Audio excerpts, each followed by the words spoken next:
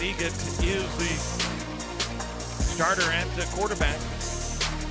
First play from scrimmage, plenty of time for Iacenda. He wants it all going deep. He's got a man wide open. Walking into the end zone, touchdown, Cougars. Wow, no doubt about it. Found him open, streaking down the sideline, and disconnected, boom. So just like that, one play, 68 yards, one touchdown, 7-0. Cougars up with 14:46 left in the first.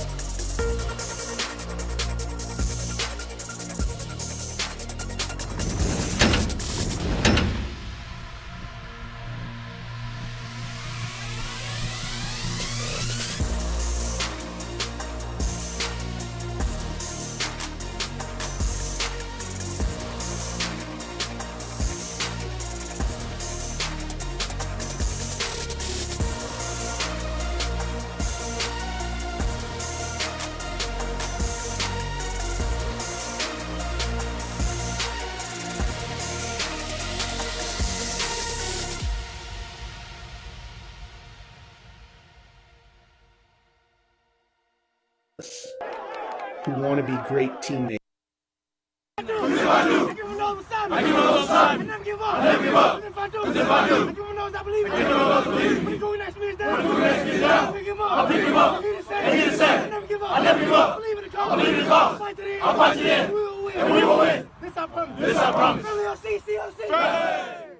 We're looking for young men who are selfless, who want to be great teammates as well as great players.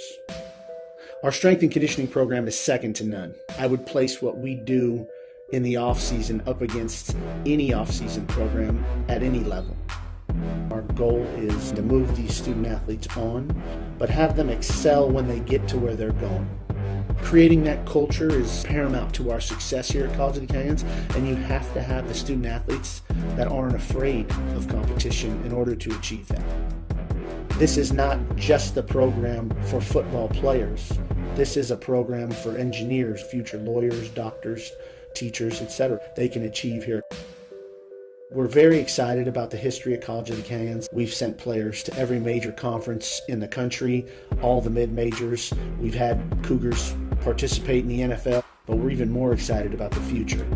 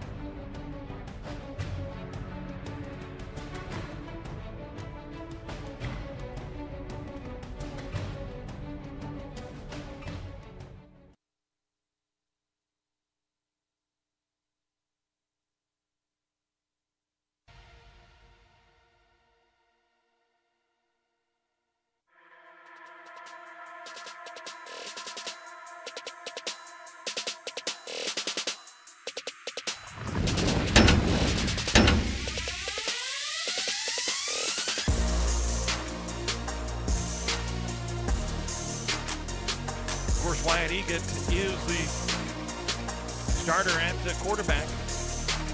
First play from scrimmage, plenty of time for Egan. He wants it all go deep. He's got a man wide open. Walking into the end zone, touchdown Cougars. Wow, no doubt about it. Found him open, streaking down the sideline, and disconnected. Boom.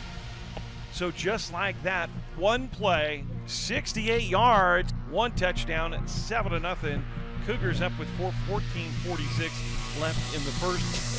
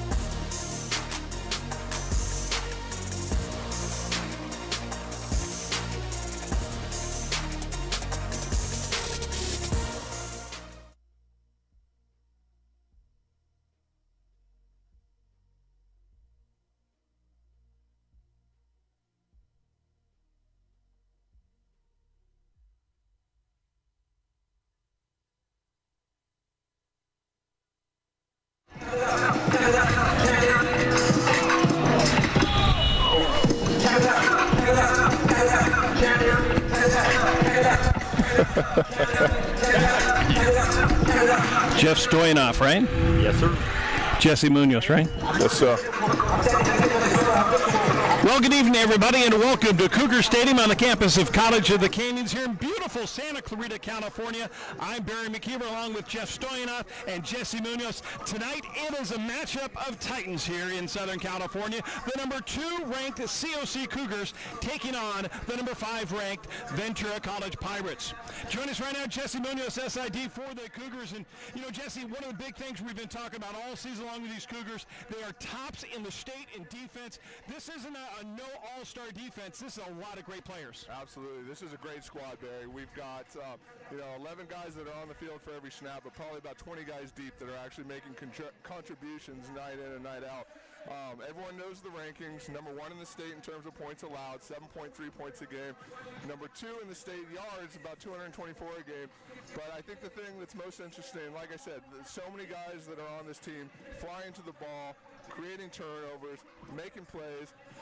You guys, they're a lot of fun to watch. That energy and that enthusiasm is infectious. You see this team out on the field, hey, they're going to make the opposing team's ball carriers pay for it. They're going to be there around the ball. It's a fun group to watch, and if they can come out tonight and execute, do the things they know how to do, it's going to go well for the Cougars. No superstars, but boy, they are 2 and 3 deep. They have some of the best cornerbacks, the best covermen in the Northern Conference. In fact, even all the National Division. And Jeff, talk about Ventura College. Our first look at them tonight. They come into the 6-1. That only loss, a tough one to Fullerton. They lost at the end, but we're going to see a couple different quarterbacks. How difficult is that to prepare for a team that you don't even know who the quarterback's going to be? Well, it only begins there, Barry, because it's a differing style of quarterback as well. It starts with Jay Vanderjack, more of a classic pocket passer, but you also have Brock Doman. Doman has 347 rushing yards on the season, an astronomical 10.3 yards per carry.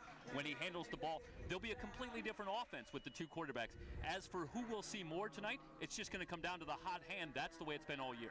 We've seen running back by committee. How key is it that the Pirates run the ball effectively on the Cougar defense, which, by the way, nobody has been able to do this season? How about everything? This is the absolute key to the game. Steve Mushagian was very forthright about that in our conversation this week. We've got to be able to run the ball. That's the identity of this team this year. They average over 200 yards a game on the ground. They're not going to get any anything done here tonight if they're not well over 100, and that's not been easy to do so far this season. Absolutely. Ventura College is going for their 5th consecutive conference title. In fact, it would be the 6 out of the last 7 years if they do, in fact, get it. This is a rematch. Last year, 40-27. Ventura came away with a win, but I tell you what, COC, that bad taste is still in their mouth. They've been circling this game for a long time. Number 2 COC versus number 5 Ventura College tonight on live stream here on SoCalCollegeSports.com. Earlier, we got a chance to go down to the locker room and talk with head coach Ted Iacenda of the COC Cougars, and here's what he had to say about tonight's game. Head coach Ted Iacenda of the COC Cougars. And Coach, we've been talking about tonight's game here against Ventura for pretty much for about a year. Finally, we can talk about it tonight. Tell us about this week's preparation for the Cougars.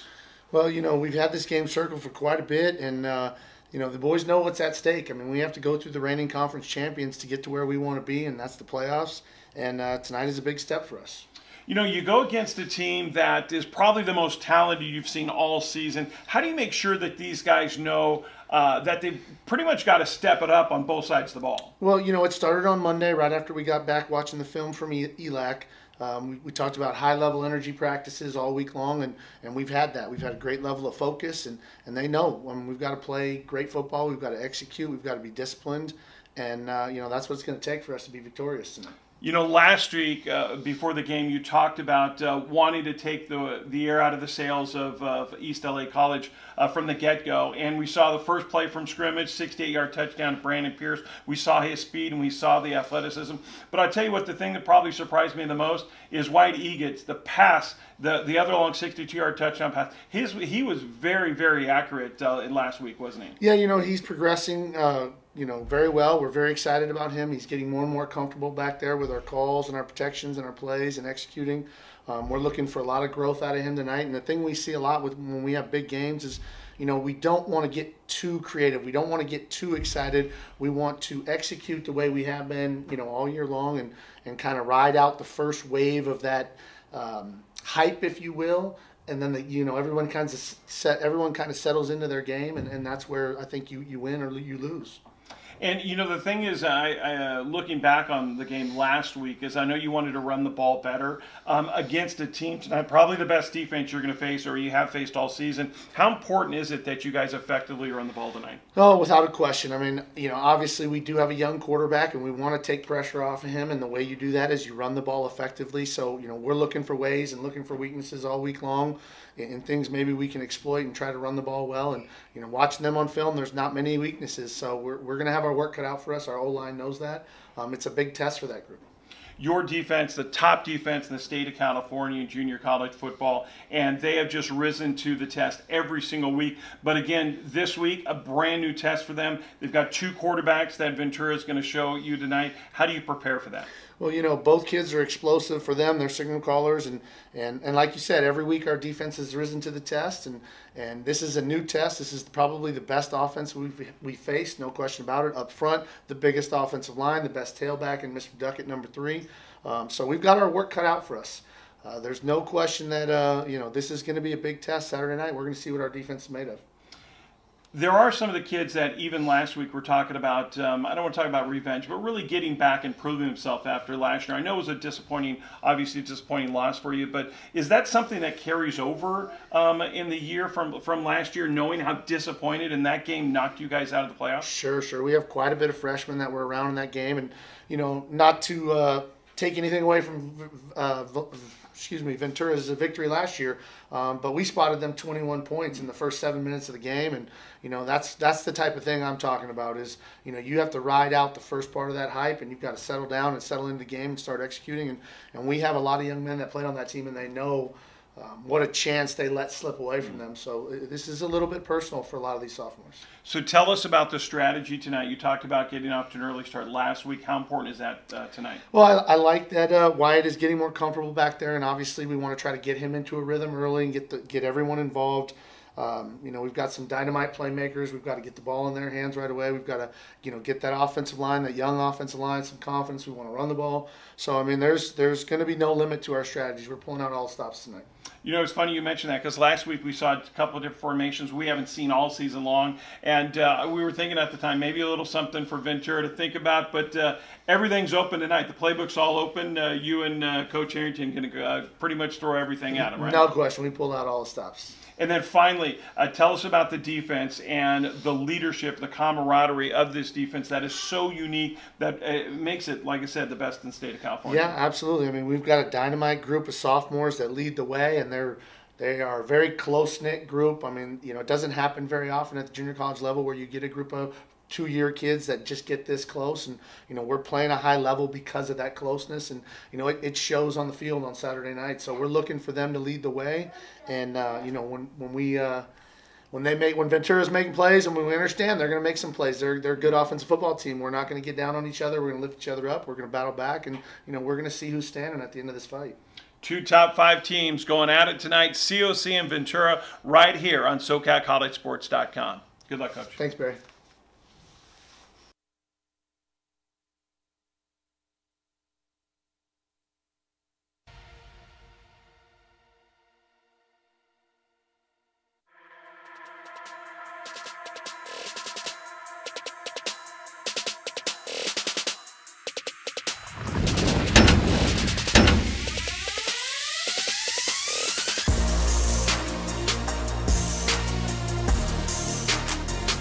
Of course, Wyatt Egan is the starter at the quarterback. First play from scrimmage, plenty of time for Egan. He wants it all going deep. He's got a man wide open. Walking into the end zone, touchdown, Cougars. Wow, no doubt about it. Found him open, streaking down the sideline, and disconnected, boom. So just like that, one play, 68 yards, one touchdown, 7-0. Cougars up with 14:46 left in the first.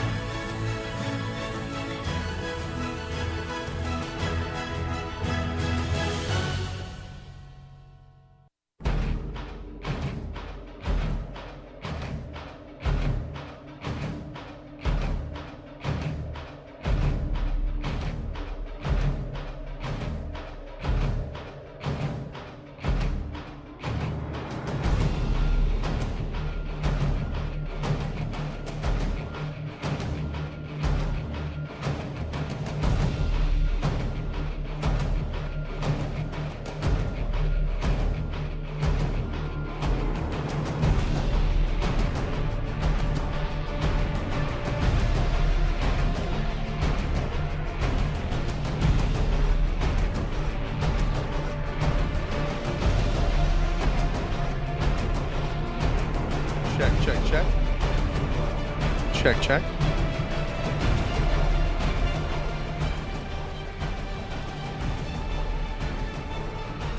Coming up at 6 p.m., Battle in the North. COC hosting Ventura live on SoCalCollegeSports.com. Join Barry McKeever, Jesse Munoz, Jeff Stoynoff, and Mike Cepeda on the call. Coming up in just a few minutes here on SoCal College Sports.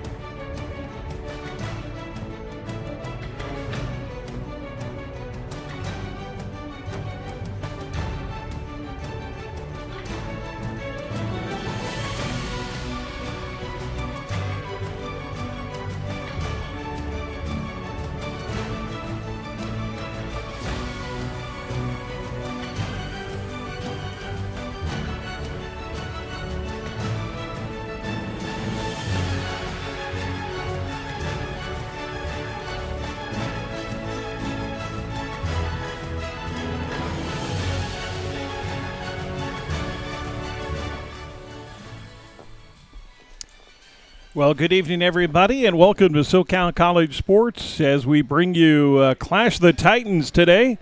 The number 2 ranked College of the Canyon Cougars hosting the number 5 Ventura Pirates.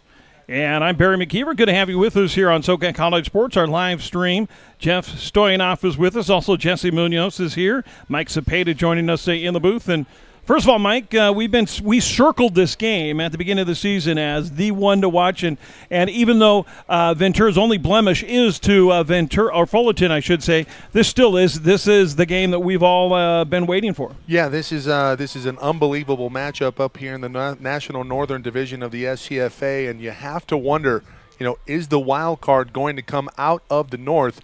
You would suspect the winner of tonight's game would have that tiebreaker, but if COC wins and runs the table, they're getting in as the number 1 seed, or they can make a case with Riverside. But Riverside, I believe, has a loss on the season versus Correct. Fullerton early on. So I think COC gets your 1 seed, and they would host throughout the SCFA playoffs in the Final Four should they win tonight and run the table. So, Jesse, we talked earlier about it. We did have some audio issues, but this Cougar defense ranked number 1 in the state in points allowed, averaging only giving up an average of 7.3 points a contest. How good are they, and what are they going to be facing tonight in Ventura?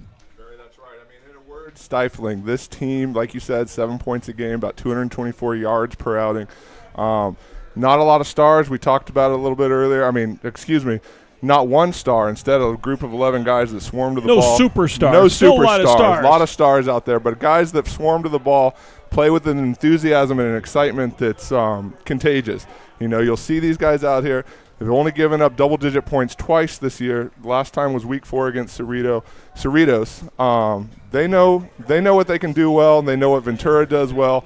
If they can step up and execute, Cougars are going to be okay tonight. A guy we should be calling a lot tonight, Tariq Spates. He is just a freshman out of Valencia High School, 5'10", 225-pounder. He has 51 tackles on the season, and 30 of those tackles are solo. And he is just a guy that is just a monster inside. And Jesse, the thing about Tariq is we're going to actually take a break for the national anthem. We'll come back and talk about that. So, again, COC versus Ventura coming up.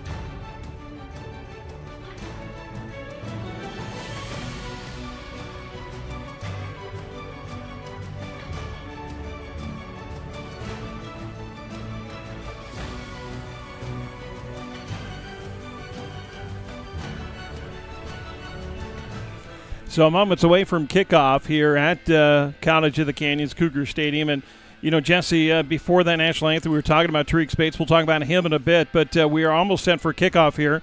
The Cougars have won the toss. They have elected to defer, so Ventura will get the ball first. Jeff Stoyanoff joined us in booth. And, Jeff, you've seen the Pirates quite a number of times this season, and they're going to get the ball first. One of the things Ted Iacenda talked about is they cannot give up a lead early like they did last year, and Ventura has that explosiveness. They can get points just like last week. They can get points and just manufacture them in all facets of the game. Yeah, this year, as much as any previous year, they really rely on a more methodical approach. So expect the Pirates to try and go with some ball control here early. They're going to try and establish the run game, make use of short passes, but if they see something, they will take a shot down the field. Tanner Brown set to tee it up for the Cougars. And the kick is a deep one. Taken at the goal line, up across the 10. And good coverage for the Cougars. Down to the 15-yard line, and the tackle made there on the coverage unit by Earl English, the sophomore linebacker out of Calabasas. So our first look at the Ventura Pirates, and again, we talked about in pregame, we expect to see Vanderjack, but we're going to see, we could possibly, and most likely we're going to see 3 quarterbacks, you think, tonight, right? Well, at least 2. We'll certainly see Vanderjack and Brock Doman, assuming that they are available tonight. Davis Pinkston's the third quarterback. He's played in a couple of games, but only once the score was relatively out of hand for the Pirates. So it's probably going to be Vanderjack and Doman tonight. So they're going to re-kick it. There was a penalty. That's an early break for the Pirates, who had very poor field position on the return by Brooks. Exactly, yeah. They were going to start at their own 15, so the Pirates are going to make the Cougars kick it back off again. So I believe it was an offside penalty. So that's going to – somebody jumped across that line before Tanner Brown made contact with the pigskin. So they're going to reset it up at the 30. You know, we don't talk a lot about special teams in junior college football, but it's one of the 3 facets of the game: offense, defense, and special teams. Tanner Brown could be an effective weapon tonight for the Cougars. Yeah, he's had a monster year so far. 12 out of 13 on field goals, perfect on PATs. Another good kickoff. It's deep down to the 3-yard line, and a little bit better chance to run out here. The Pirates are going to start outside the 25-yard line and a fumble. The Cougars say they have it. And we're waiting the official call. Still no signal yet. And they're going to say Cougar ball. There, the ball went out. It's on the ground. I think the returner got knocked down, at least hurt. The returner fumbled it. That was Alston. Yeah, I believe it was Levon Alston on the return. Watch right when he comes in, and, man, he got hit hard, and he just went on his back, and there's the ball. Yeah, it looked like Alston ran up on his own man there. Little bit of deja vu, gentlemen. I believe something similar to this happened last week, the Thursday night matchup with Ventura. Cougars gave an early turnover, and Ventura was able to jump on it. Let's see what happens here. Brody Padilla coming up with the loose ball, and the Cougars have it inside the 30-yard line of the Pirates. Trips for Wyatt Egan on the right side. Miles Anderson will get the start at running back directly to his right. Quick throw across the middle, in and out of the hands of... That was Brandon Pierce. Looked like Brandon Pierce had his hands up on it, just couldn't reel it in. Maybe a little bit of first snap jitters. We'll see if we can't get that taken care of. Might have heard the footsteps of Trenton Carlson there as well, closing in. So they'll flop the formation and bring the trips to the near side. Just underway, 14:45 left here in the first. Cougars trying to take advantage of a fumble on the opening kickoff, set up the screen to Anderson, and it's beat down there. Nothing going on. 2 plays, still haven't really got much going, but we're going to settle down here coming up. Cougars need to find their rhythm. The turnover was big, but let's go back to what we know, what we're doing best. Looked like a good read by Dwayne Coleman as well on that as they tried to check down. Coleman did get a piece of that one. Now 2 backs. And Pirates showing blitz the near side. Egan steps up. He's going to scramble. And he's going to get the first down out of bounds. And, wow, he was kind of nonchalant about that. He knew exactly where he needed to get. So he's right at the first down marker. They're pretty sure they're going to give him the first down. Not sure if that was a design, but it certainly moved the chains, and the Cougars will take that 1st and 10. Now, nothing there. Well covered. They had the man on, and here goes Egan. Good to see Pierce and DeShazer throwing blocks downfield. So there was a penalty on the play. Was it a hold? It was a holding. I believe they got holding on DeShazer. And you mentioned the good block downfield. Apparently it was a little too good. So they're going to redo the down. It's 10 yards back from the end of the run. So it's going to be 3rd and, call it 9 for the Cougars here.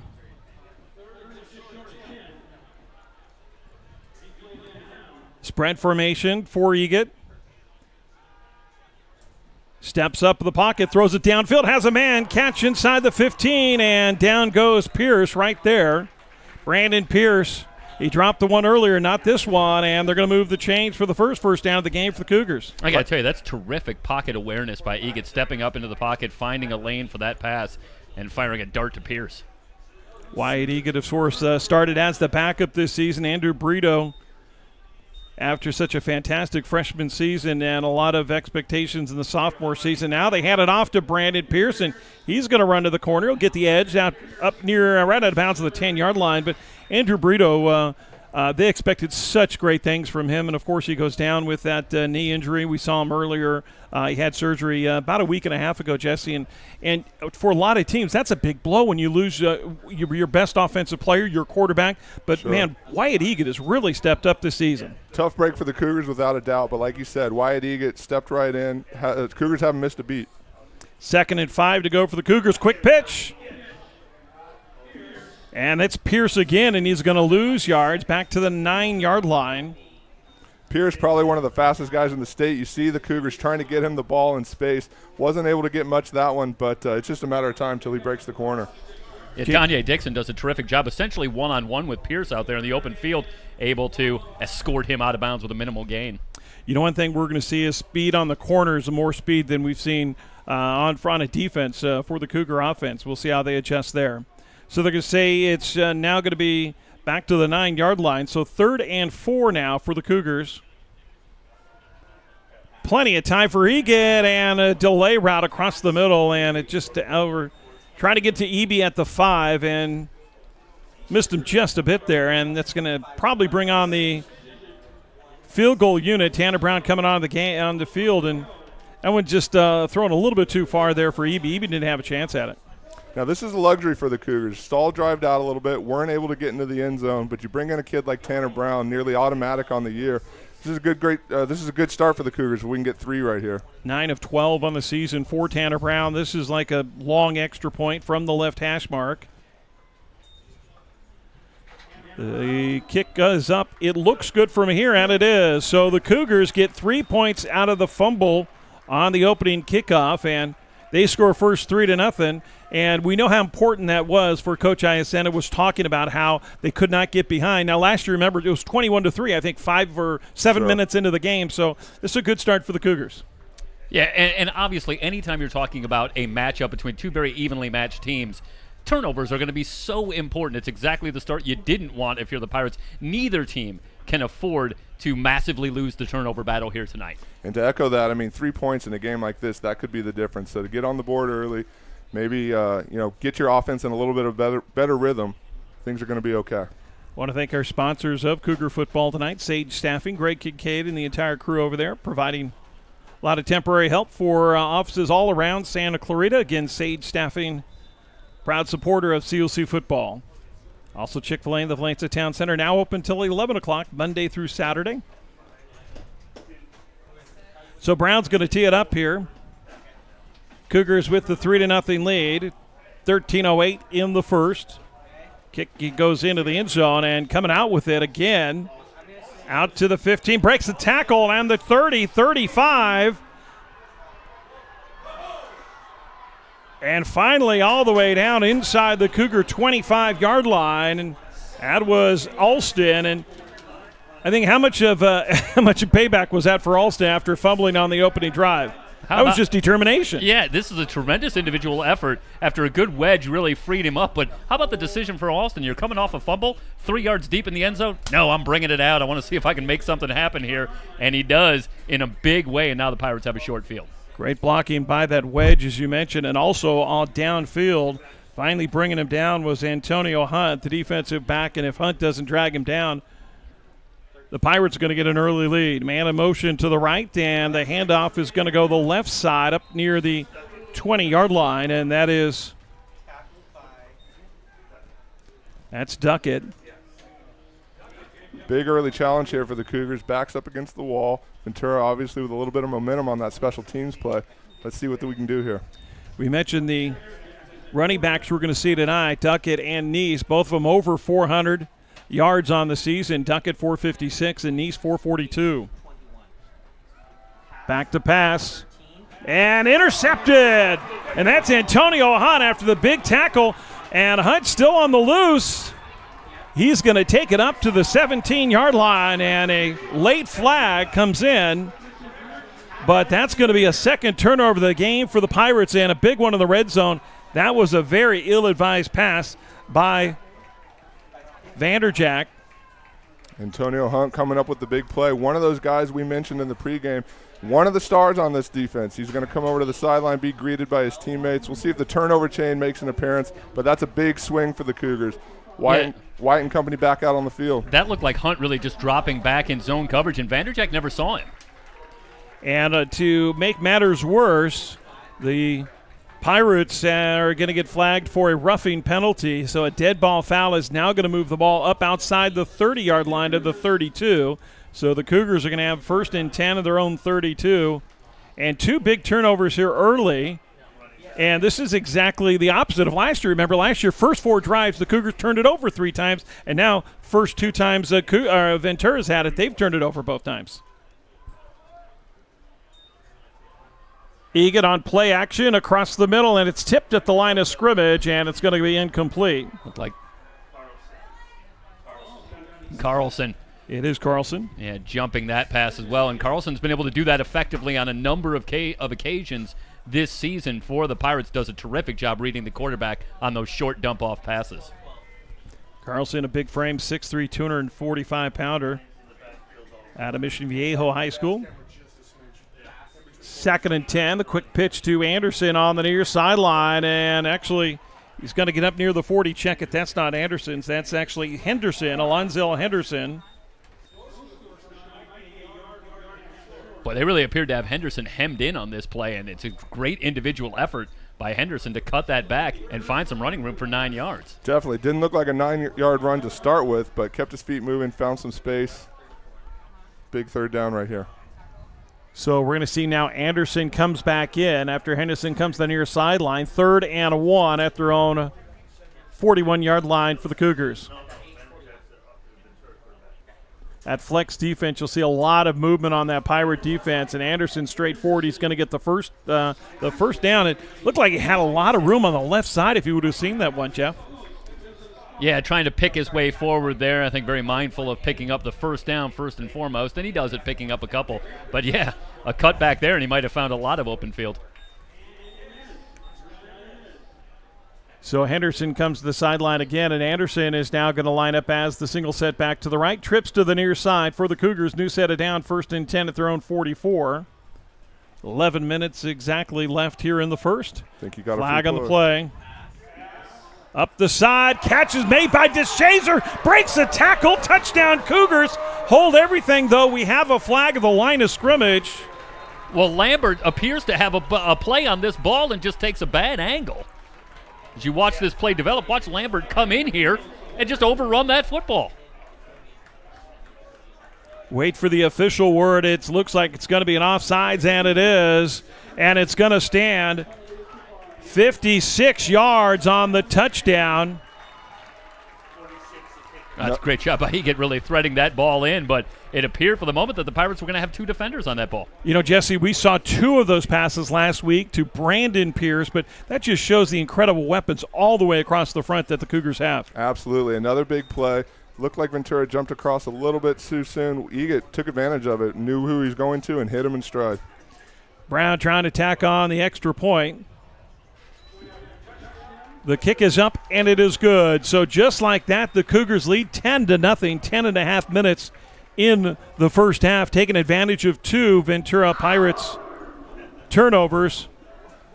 And that's what you do when the other team gives you opportunity to take advantage of them. But again, how many good things can we say about Wyatt Egan? I mean, that's the backup quarterback and dropping a dime, and we've seen him do that. He doesn't try to do too much. He just puts the ball up and gives his receiver a chance to make the play. And how about the awareness of knowing that he has a free play there and checking off to a play and taking a shot down the field? That's a veteran play from a quarterback. Sure, looked like that first drive. They didn't really try to press the ball too far down the field.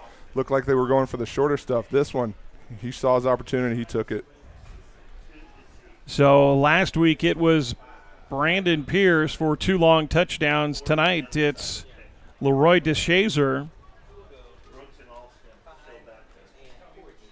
Offensive skill positions similar to the defense. A lot of stars out there, a lot of weapons. We'll see if Alston is going to run this one back into the end zone, and he is. He brings it out, and he gets tackled inside the 20-yard line. Looked like Earl English. It was Earl English again. That young man's had a tremendous impact on special teams the last couple of weeks. Blocked a punt versus Moore Park. Seems like he's in on the ball, making tackles nearly every week.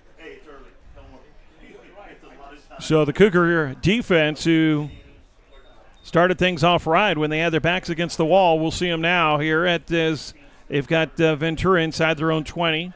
Pirates going to start 1st and 10 at their own 18. And we'll see Neese and Duckett together in the backfield, the 2 leading rushers for the Pirates.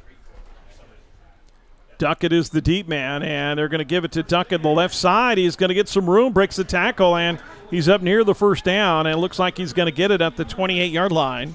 And don't let the diminutive frame fool you. Duckett can break some tackles. And he's able to shed one there and get positive yardage near the first down marker. 5'9", 190 is Duckett. He is a sophomore out of Pacifica High School. The Cougars are going to go 5 across the front. They'll play obviously 3 at a time, but you're going to see Easter, Peoples, Morrison, Ramirez, and Fainga'a. Again, keeping that rotation, keeping fresh bodies out there on the field. Play action, Vanderjack back to pass, throws left side, and he just overthrew his receiver. And they're going to say, actually, Duckett was shy of the first down, so it's going to set up 3rd and 1 here. So maybe a free play there for the Pirates, but 3rd and 1 here, and we'll see. What are we going to see now with you've got Duckett, who's a little bit more diminutive than Neese, and Neese does a lot of the heavy lifting for the Pirates. In fact, that's Neese, the single setback just to the right of Vanderjack. Well, against a team that gives up only 74 yards a game on the ground, nothing's a sure thing. Speed option to the right side, and Neese has got the first down and then some up across the 30. Tariq Spates tripped him up, but he did get the first down, and they'll move the chains up across to the 33-yard line. Neese is a power runner blessed with good feet, and that gives him a lot of versatility. And there you see he's able to take the pitch and get the corner for the first down, and it makes him very difficult to defend. Starting linebackers for the Cougars, Jones, Spates, and Ike. You're also going to see a lot of KJ Latu in there as well. Duckett, the second man through, and tough going up. He's going to get just a couple up to the 35-yard line. We talked about the cover men. The safety is free safety is Jacques Vukobradovic. Nickelback is Darius Vukobradovic. Mills and Taylor on the side. We also talked about Hunt in there. Chadwick Lowry is the strong safety. You're going to see him all over the field tonight, number 1. So after the 2-yard gain, it's 2nd and 8. Coming up on 9 minutes left in the first. Vanderjack back to pass, throws to the Duckett in the flat, and it's actually going to be up near midfield to the 50-yard line. And I think that's Chris Brooks it over is on the actually. far side. They lined up the wide receiver in the backfield, the freshman, put him in motion and went right to him. And a lot of times you do things like this where you just do the short route, especially when you've got a quarterback that's already thrown an interception, knowing you've got good cover guy. Go to the safe routes. That's basically a long run. Yeah, the safety valve there out to Brooks. And, yeah, I think right now that's a good point. They're trying to settle Vanderjack down a little bit, get a little confidence going. So Neese, the single setback to the left with the triple receivers to the right for Vanderjack. And they'll hand it off to Neese, the left side, and he's going to rumble forward for a couple, get up 3 yards inside Cougar territory to the 47. But tell us about these quarterbacks. Jay Vanderjack, he is, I believe, out of Colorado. Is that correct? He's out of Colorado. And then you've got the Brock Doman. Doman, and so Doman, but Doman originally was Brock Doman was the original starter in the season, and Vanderjagt came in about week 2 or 3 and has taken over since then. Yeah, Doman's out of Colorado, and then Vanderjagt out of Arizona, so they're going out of state for both of their quarterbacks. And right now, I think they're just waiting for a guy to step up and really take the job. And right now, Steve Mushagan throw to Shazer, almost has the interception. Oh, Shadrick Lowry. Shadrick Lowry up in the sky, got his hands on that one. And he was thinking touchdown all the way. Look at him. Look at the strong safety on the left side of your screen. He read it, and that one was just hung up for grabs there, and a good defensive play by the wideout. Actually, that was Duckett out of the backfield. Yeah, Duckett turns into a defender there to avert absolute disaster if you're the Pirates. So 3rd now and 7. Good pressure from Ramirez on the end on that play. Now coming up the middle again. Vanderjagt running for his life. Throws it downfield, and a great catch by Duckett.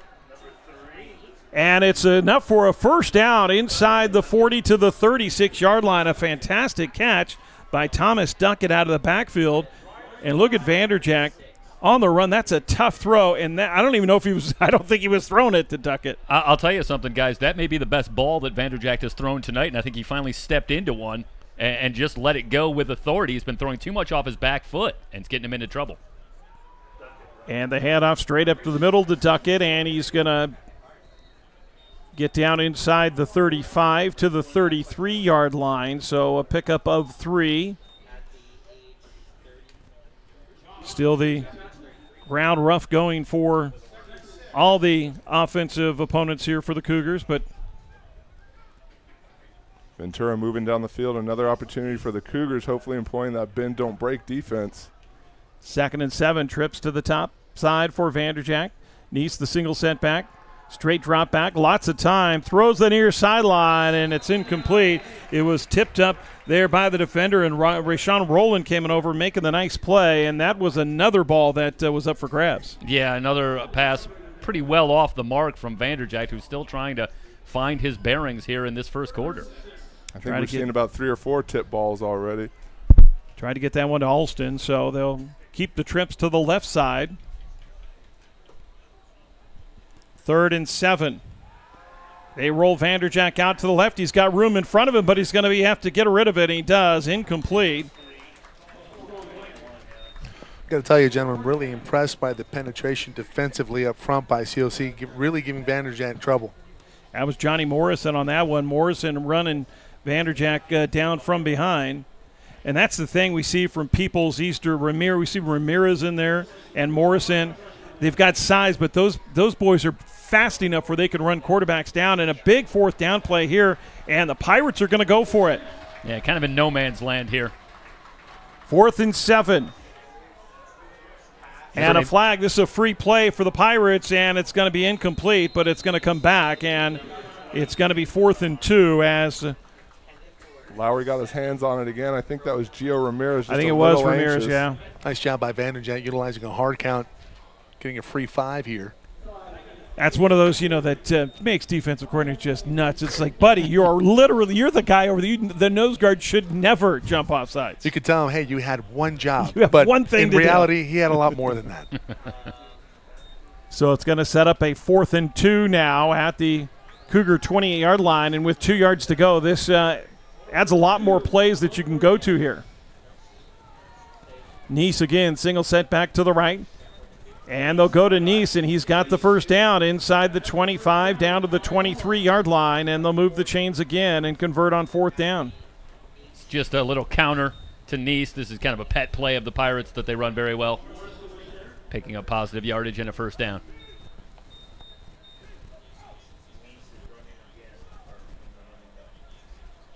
.24 yards rushing on the ground so far for the Pirates tonight. And the first down there coming up on 6 minutes left in the first. Vanderjagt, a handoff again to Neese left side, and he's brought down by Ramirez, tripped up at the 20, but he's going to get down to the 19, pickup of 4. You haven't seen the Pirates break off the chunk gains that we often see in our coverage of Pirate football this season, and that's a testament to the Cougars' defense. But I think for the Pirates also, they're just trying to stay out of 3rd and long here. I think if they can get 3- and 4-yard gains, they'll take that. to try and give themselves more manageable second and third downs. Yeah, this is a defense here for COC. It's going to feast on third and longs more so than normal defenses where this is above average for sure. Duckett back in there, and they hand off this side to Duckett. He cuts back up near the first down marker. He's going to be right there at the 13-yard line, and they're going to say he was down at the 14. So he's going to be a yard shy, third and short. Thomas Duckett running out of another tackle there, a couple yards shy of the first down. Good power running from the 5'9", 190-pound back. Hand off to Duckett straight up the middle. He's got the first down, and he's going to get up near the 10-yard line. They'll call him down at the 11, so it's going to be 1st and 10 for Ventura at the Cougar 11-yard line. And it's these drives that start to wear down a defense that, quite honestly, the Cougars haven't nobody's been able to do that all season long. Pirates have been one of the most efficient teams in the red zone all season long. But in our conversation with Steve Mushagian, red zone efficiency a key tonight, and not just field goals. They need touchdowns.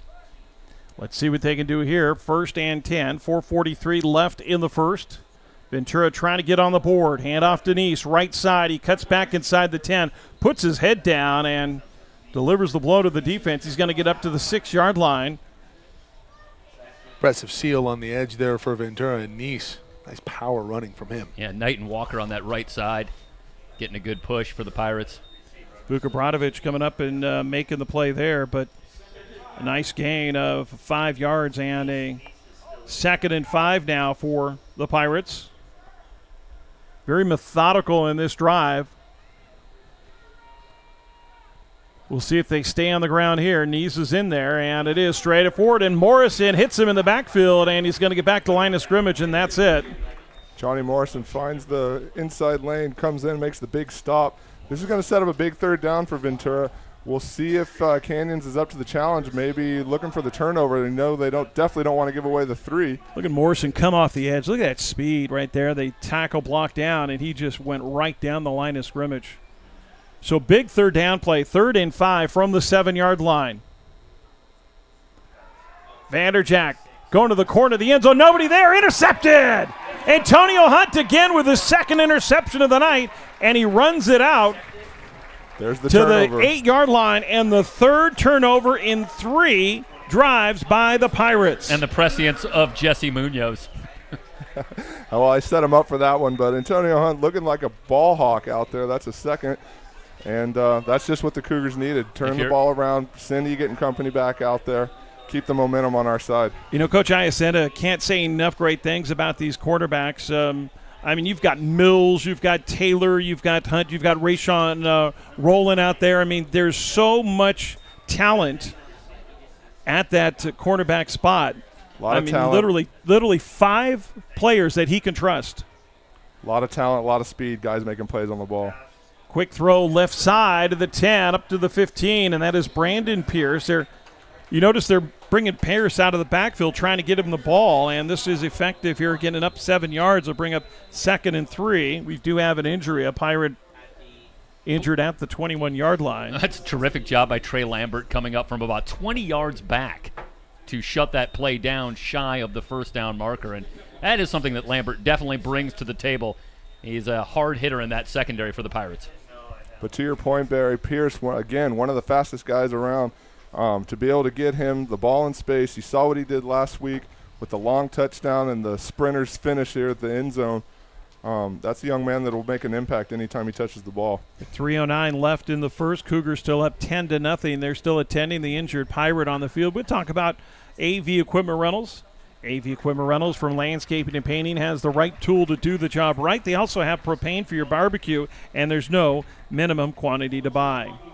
That's the freshman running back, or linebacker, Kerry Owens, and they take him to the far sidelines. Also want to thank Salt Creek Grill, best Sunday brunch in town, right in the Valencia Town Center, serving Santa Cruz 20 years now. Their 20th anniversary coming up this year in the Valencia Town Center, Salt Creek Grill.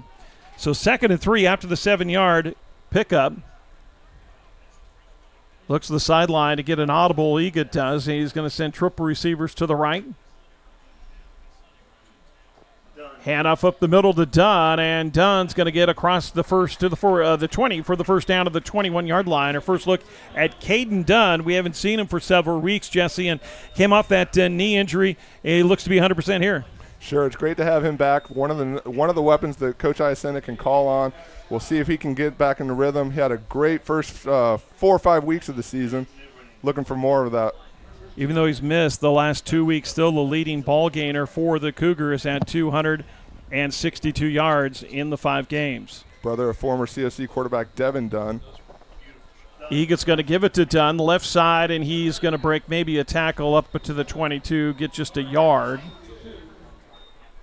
That's Carlson getting in there. Also in there, Dasani Freeman, the freshman. And, again, a lot of size on this Pirate defense. But what we'll see is we'll see a lot of length, we'll see a lot of speed, and a lot of movement at the line of scrimmage, won't we? Yeah, the Pirates' versatile defense really led by a very talented secondary. But that front seven going to be so critical tonight in trying to create some second and third and longs. Here it is, second and long.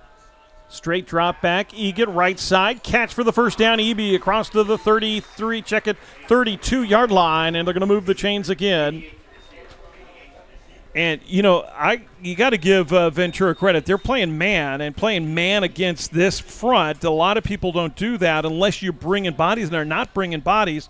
But a good throw by Egan, put it right where only his receiver could get it, and Eby gets the first down. Canyon's run that play or something similar to it a few times already tonight. Might have seen something they liked in the game tape as far as that matchup, but that's really only one of the first times it's worked out. Now they call the audible. Egan looks to the near sideline, gets the audible from Coach Ted Iacenda. Kenny Torrance is in at the back on the right side. Man in motion coming to the near side.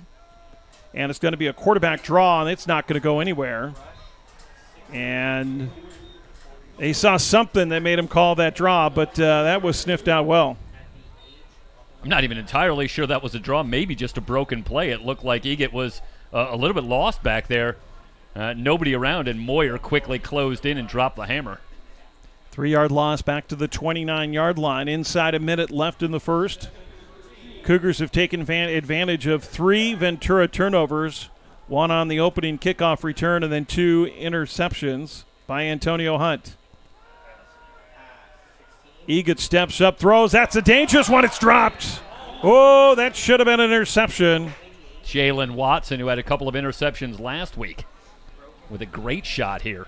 Watson, the sophomore from Augusta, Georgia, and he was thinking 6. That 6 written all over it. Missed opportunity for the Pirates, and COC gets away with one. Took the words right out of my mouth, Mike. We ducked one there. Apparently took it out because you couldn't say it. Having trouble spitting that one out. So 3rd and long, 3rd and 13 for the Cougars at their own 29. Again, a little bit of a confusion. Looks like there's some confusion in the backfield for the Cougars. Egan, quick throw left side to Pierce, and he just threw that one too hard. Ventura was coming off the corners, and it just looks like that offense was out of sorts the last 3 plays. They looked so good up to that point. You know, again, that was Carlson. And if you saw Carlson again, locked eyes with Egan and read that pass, and that made it a very difficult pass for Egan, just trying to get it around Carlson. Tanner Brown, first time we'll see him kicking the ball away for the Cougars. On the season with a 34.4 average. You get a look there at Carlson just jumping that passing lane. Like a basketball player out there, Mike. Here comes the pressure. Brown gets it away, but it's a short one, and it's going to take a little bit of a Cougar bounce, but then bounce sideways, and the Cougars will down it inside the 40-yard line to the 38. So it'll be 1st and 10 for Ventura there. 15 seconds left here in the first quarter. You know, the Pirates, a team that does not panic as a general rule. They have a lot of confidence in their offense, a lot of confidence in the success that they've had in recent years. But that was a big defensive stand there, Jesse. Right. I think if the Pirates give up a touchdown there, it might be, okay, time to panic a little. Sure, and it'll be interesting to see. You know, a lot of excitement, a lot of anticipation leading up to this game. Both teams a little slow to find rhythm, a couple turnovers. We'll see if things settle down here a little bit. And off to Duck at the left side. Actually, no, it's going to be, I think it's Doman has come in. It is Doman, and that is 101 for what you're going to see for the Pirates with Doman. It's a read option, and Doman on the keeper. He has fantastic running ability. Now, Doman is has the third most yards on the ground on the whole team, right? Yeah, and not for a team that's had any kind of trouble running the football either. This isn't something where nobody's really stepped up at running back, and it happens that their quarterback is one of their better runners. He's put up 347 yards. We mentioned that at the top. But just one more running option, and he gives a whole different dynamic to this offense. So second quarter could be interesting. At the end of one, it's the number 2 ranked COC Cougars 10, the number 5 ranked Ventura Pirates 0. We're back with more coming up to this at SoCalCollegeSports.com.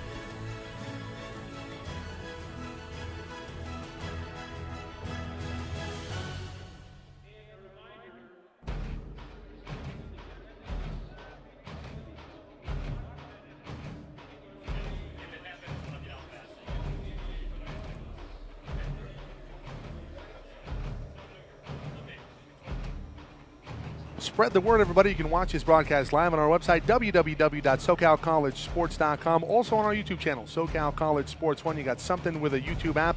Upscale this to 4K on an Apple TV, SoCal College Sports 1.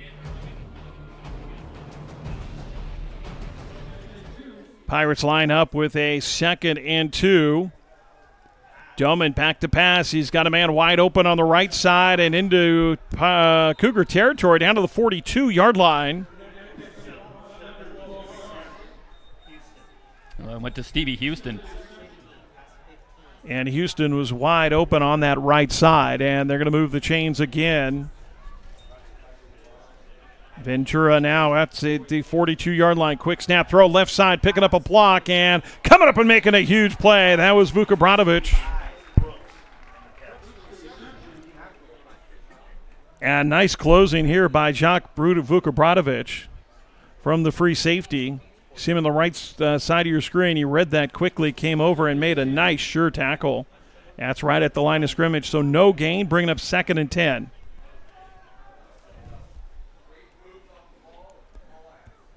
Doman back to pass. He's going to run. He can run with it, but he's not going anywhere. This time Morrison there also. Looked like Tyler Richardson in to close that down. Cougars, again, swarming to the ball. Here comes 3rd and 9. Things starting to settle down a little bit. Ventura's still dangerous. We'll see if they take a shot here. So Richardson got him low. Morrison got him high. He did get 1 yard, so it's 3rd and long still. 3rd and 9. 13:52 left in the first half. Doman back to pass. Cougars bringing pressure, and it's incomplete. Incomplete. And it was coming over and making the play, Khalid Taylor. And it's going to be 4th and long here. And, yeah, I don't know about this, about going forward 4th and long here. What do you think, Jeff?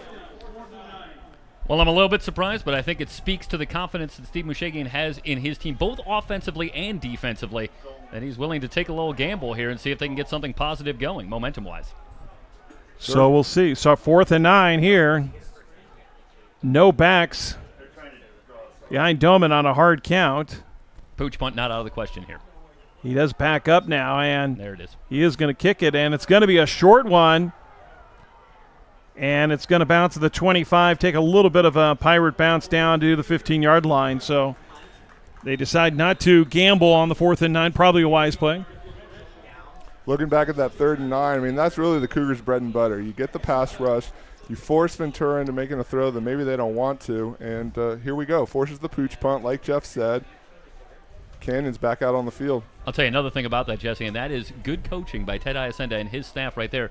You had the sense that they were aware of the quarterback. Doman stayed in their lanes, anticipating that Doman might tuck it and run, and were able to shut down that run instead of letting Doman get into the secondary where he might run wild. And you notice they brought a little bit of a delay pressure, but it was up the middle instead of from the outside, and that's where Doman likes to go, right up the middle. And Cougars take it over 1st and 10, their own 15. Hand off to Torrance, straight up the middle, and Torrance breaks 1 tackle, puts his head down. He's going to get about 5 yards all the way up to the 20-yard line. You know, Ted Iacenda talks about Kenny Torrance, and, you know, he had that ankle injury a couple years ago against Bakersfield. He brought him back this year, and he came late and into the season. But Ted Iacenda can't say enough good things about what the potential of Kenny Torrance is. Absolutely. A key contributor for us, one of those guys back in the skill position. I think he's the 3rd ball carrier we've seen tonight. Good to see him getting his opportunities. He runs hard. Definitely a weapon for the Cougars. 2nd and 5 at their own 20. Torrance again puts his head down and delivers some punishment. That was Jackson who made the tackle, and, well, I don't know if he kind of got run over there, but slowed Torrance down enough to keep him from getting the first down. So 3rd and 1 here. This is key. We need to keep this drive going. We'll see. It looks like we're spread out here. Trips left. Be interesting to see the play call. Pirates showing blitz up the middle, and now Egan seeing if they want to change the call. Torrance still the single setback. Now he makes the call to the line. Here comes the blitz right up the middle. The give to Torrance, and he's not going to get there. That's a great job by Baker off the edge. He's going to be about he's going to be about a yard shy. Actually, he just got back the line of scrimmage. It's going to be 4th and 1 at their own 24, and with a 10-0 lead, you're going to have to kick this one away. And actually, it's about a yard and a half, almost 2. With so much anticipation and build-up leading up to this game, you wonder if that's not something the Pirates had witnessed on film and were ready for. You know, I was thinking there for a second that Egan was going to pull that thing out, and if he pulls it out, he's got 5-10 yards up the right side. There was nobody there. Mm-hmm. So Tanner Brown will come on to kick it away. Second time we've seen Tanner punting tonight. A little bit of pressure kick away. This one is a high, deep one, and immediately hit down inside the 35-yard line. Great coverage by the Cougars. Great coverage. Great job by Tanner getting that ball off. Like you said, the pressure was right there. Could have been disastrous, especially that close to the Cougar end zone. Yeah, Antonio Brown there eschewing the fair catch and paying the price, but he does a good job of holding on to the football. So pretty decent starting field position for the Pirates here at their own 31-yard line. 11:21 left in the first half. Cougars still holding on to that 10-0 lead. And it seems like this game is settling down a little bit. We're getting a little bit of that back and forth. The teams have had to punt the last 2 possessions. Kind of what we expected here, a close contest. So it looks like Doman now is going to take the play action, and nothing going there, and that was good coverage by the Cougars all over there. Spates was there. Also coming in was Shadrick Lowry. Yeah, as you can see the aggressiveness of the Cougars defensively, and they have 8-9 guys up challenging the short plays from the Pirates. I think if you're the Pirates, you need to think about a double move, maybe a shot down the field here. Sure, and you mentioned Spates being there. I mean, that's a kid that's everywhere. He flies to the ball just like the rest of these Cougars. Big 2nd and long coming up. Hand off to Duckett on the right side, and he's got some room up near the 40-yard line. He's going to get across the 40, about a half a yard shy. What's interesting, Jeff, on the first down play is they decide to go with the play action, now come back to the run, and it's very effective on their right side. Well, it's a talented and veteran offensive line for the Pirates. And a quick play here, and the handoff is to Doman. Actually, Doman's going to keep it himself, and he's going to get more than enough for the first down. Up across the 45 to the 47-yard line, so a pickup of 8 and a first down for the Pirates. See here, he just direct snap, and he runs straight up the middle. I think the defense was waiting for something to happen, and while that was happening, Doman was running right by him. So 1st and 10. Doman takes the snap, straight drop back on first down, throwing it deep, and tied up. Good coverage down there. Again, that was Rayshawn Rowland. Checking, I'm sorry, that was Khalid Taylor. Pirates trying something else. Been burned by Hunt a couple times. Took a shot at Taylor. Nothing doing there, though. Well, the Pirates this season don't really have that wideout that really stretches the field. That was Stevie Houston. And they're having difficulty creating separation on some of those deep passes, and that's been for a lot of the year, not just tonight. And they are tall. They've got size on that to wide out, but don't have all the best speed. High snap. Doman's going to try to make something out of nothing here, and he's going to throw it out of bounds, so saves the down. But that could have been disastrous on the high snap. Doman doing a good job of just saving that play. Brings up another 3rd and 10 here. It'll be interesting to see what Coach Dan Corbett dials up from his defense. We've seen the pressure already. Pirates unable to adjust thus far. 10:24 left of the first half. Back to pass. Doman. Tons of time across the middle. Has a man. He overthrew him. It was intended across the middle for Brooks, and the speedy wide receiver got open, but Doman couldn't hit him, just overthrew him. Well, what was I just saying about a lack of separation? And watch Brooks here. That's all kinds of separation, Yeah. but Doman unable to thread it in there and find Brooks, and instead, here comes the punting unit. Difference there, Doman threw a straight throw instead of what we saw earlier from White Egan, at just throwing it up and giving your guy a chance to run under it. Really had an opportunity there. The Pirates seemed to pick up that pressure. Just wasn't able to finish it off. So another punt for the Pirates. And it's going to be a short one, but it's going to take a Pirate bounce, and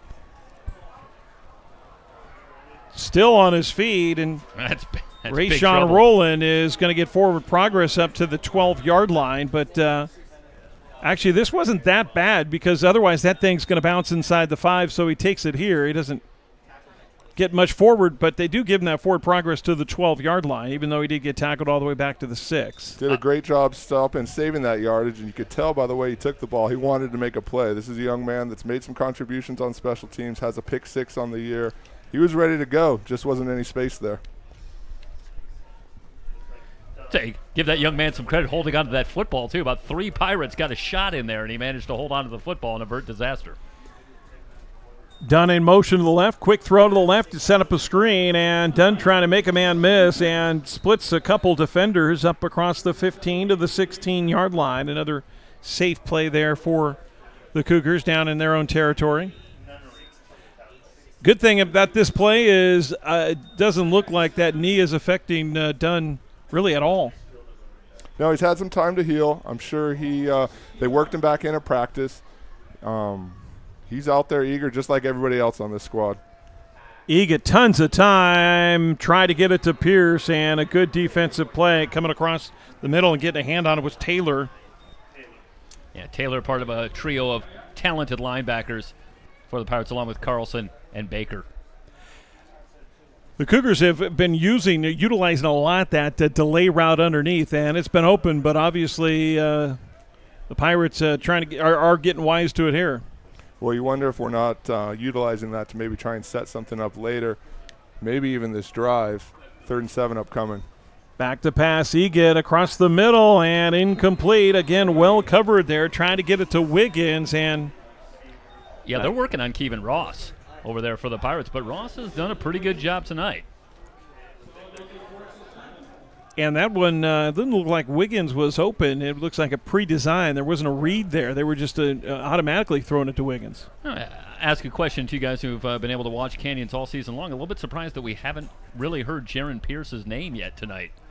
Yeah, now that you say it, you look up and you see we haven't called him yet.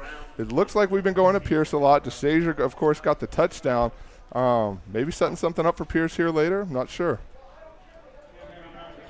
Brown on to kick it away.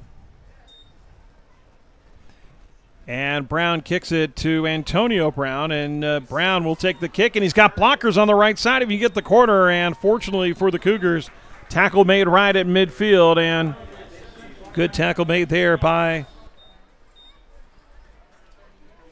Michael McCrank. So the Pirates are going to take over at the 49-yard line of the Cougars at the Cougar 49. 9:15 left in the first half. Cougars holding on at 10-0, but you feel almost, Jesse, like the tide's kind of turning here, and it's time for the Cougar defense to really step it up. Yeah, I mean, we had the big play early with the turnover, 2 turnovers, excuse me. Looking for another one here. This has turned into a back and forth. I believe 4 straight punts on the last 2 possessions from each team. Not much doing. Hand off left side and up across the 47 to the 46-yard line. But for the Cougars, I think if we can hold them to these small gains, set up the 3rd and long, that's when we get the pressure up front and we let our ball hawks do their job in the backfield. Gil Scott Jackson with his first carry of the evening. Duckett and Neese are both back in. Neese to the left of Doman, and Duckett is the deep man. Handoff is to Duckett, and he gets hit right at the line. Check it, I'm sorry, actually, Doman fooled me. Oh, and a late flag coming in. Very late flag. Don't feel bad about that, Barry. That's been fooling me all season long. A little read option there with Doman and Duckett. It's very hard to tell. They run the play very effectively, but let's see what the flag is. I think they might have got Spates on something. Doman kept it himself, and maybe a face mask. Yeah, I saw some hands up near the face mask. And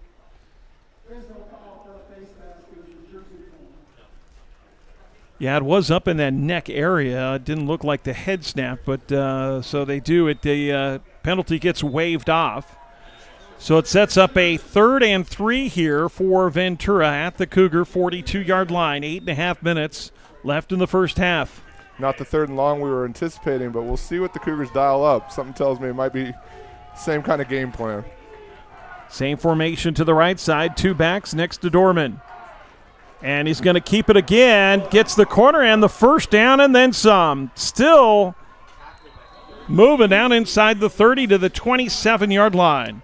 Guys, that play is so effective because you have to pay attention to Thomas Duckett, who's already been pretty effective tonight. And you see them follow Duckett, and here comes Doman back the other way. So the pickup down to the 27-yard line, and 1st and 10. Same formation again, and this time you give it to Duckett, and this time he's going to get dropped at the line of scrimmage. Charles Ike, the main instigator, also Gio Ramirez in there. So no gain, 2nd and 10. And the yards rushing are starting to mount up for the Pirates. I think now 88 yards, which doesn't seem like a lot, but for against this Cougar defense it is. And they're grinding it out. Yeah, considering the opponent. 4.4 average on the ground. Duckett in motion. Handoff to Nice, a flag, and that usually a movement if they're going to stop the play. So the false start's going to move it back, 2nd and 15 outside the 30-yard line. False start there, but that's 2 plays in a row where Charles Ike has been right there, ready to meet the ball carrier. This is another one of those contributors on the Cougar defense. Hadn't called his name a lot tonight, but definitely one of our main guys out there.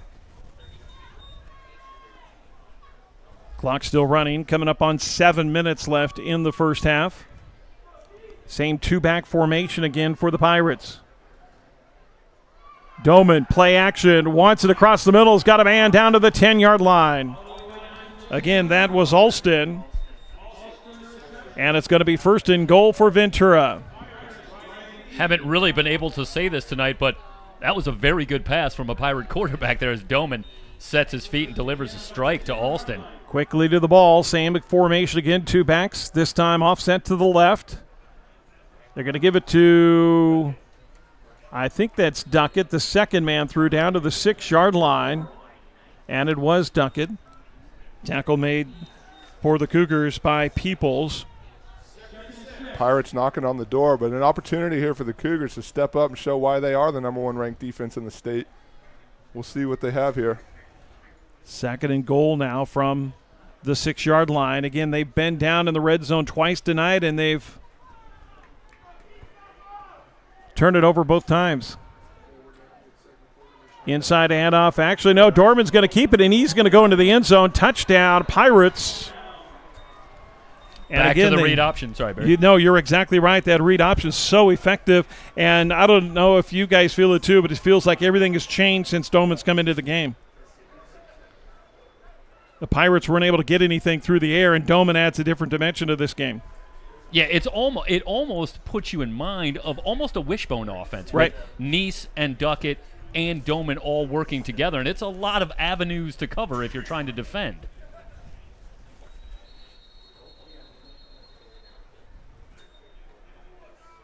And do we have too many men? I believe so. Yeah, illegal substitution.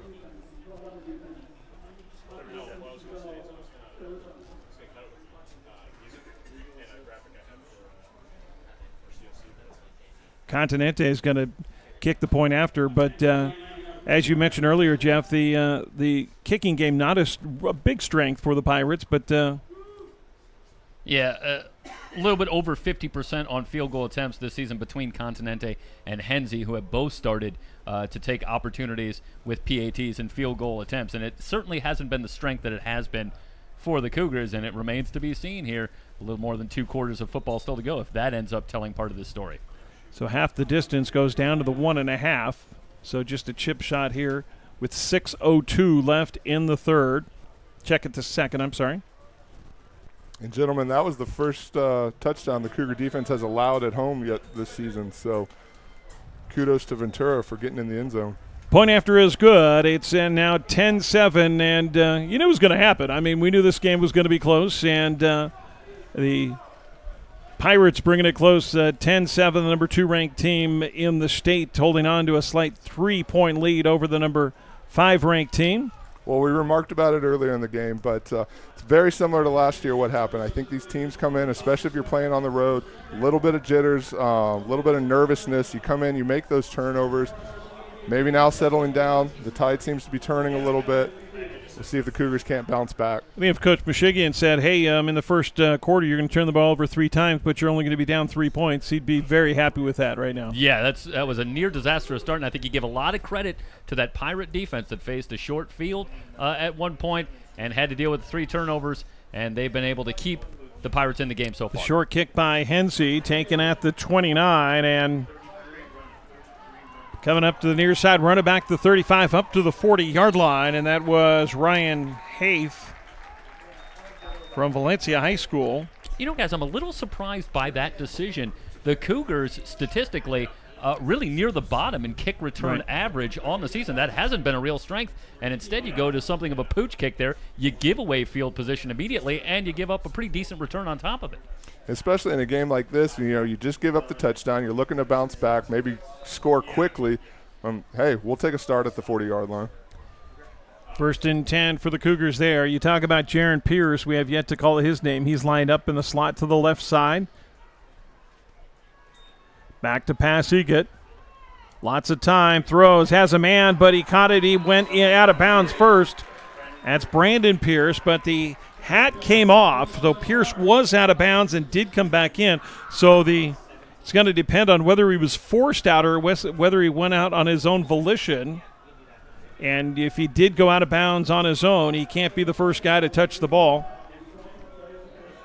And they're saying he was forced out of bounds. So Pierce comes back in bounds and makes the play. And the Cougars inside the Pirate territory down to the 42-yard line, 1st and 10, 5:39 left in the first half. Good break for the Cougars. You know, we mentioned Jaron Pierce earlier. I think Wyatt was looking at him on that last play. Just wasn't open.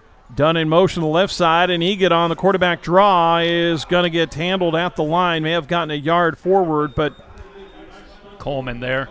Dwayne Coleman, the sophomore, 6'5", 240 out of Augusta, Georgia, making another play for the Pirate defense. It should be noted, guys, that a reason that we're not calling Jaron Pierce name very often is he's over there locked up with Jalen Watson, who's really the premier cover corner for the Pirates in this secondary.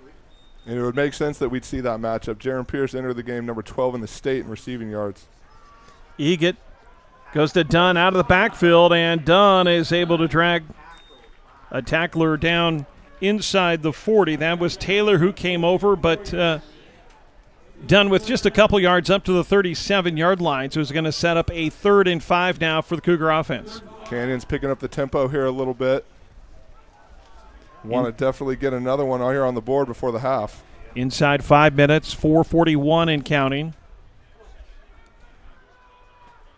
Egot again looking to the sideline, seeing after they get the look of the defense. Now makes the call. Big 3rd down play here. Dunn, the handoff inside. He's got the first down and then some. Cuts back at the 25, still on his feet, and finally brought down at the 23-yard line. And a 1st down for the Cougars. Surprising call there.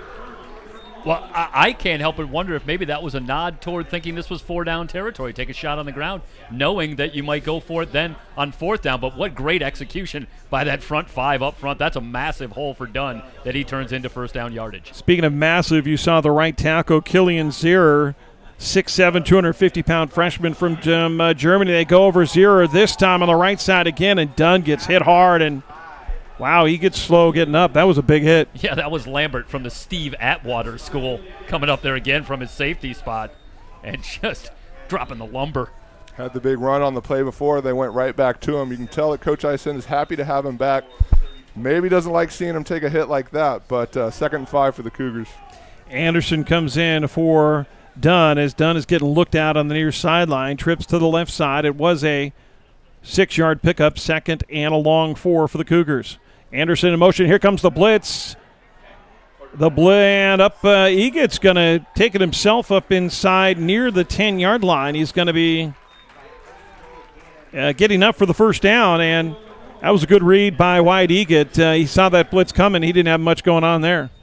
Egot's a nifty runner. He's got a couple of rushing touchdowns on the year. I mean, we talk a lot about what he's done with his arm and the weapons that he has, the ability to get him the ball, but don't discount his ability to take off and tuck it. Saw Taylor come untouched up the middle there, and Egot just made a miss. So it's going to set up a 1st and goal for the Cougars, trying to respond after the Pirates scored and make it 10-7.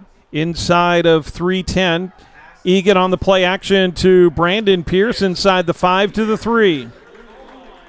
Knocking on the door again. Brandon Pierce having a busy night so far. Yeah, just sitting down against this zone. Great job there. Yeah, that's a good job finding that hole in the zone. That's that weak spot right between the two backers.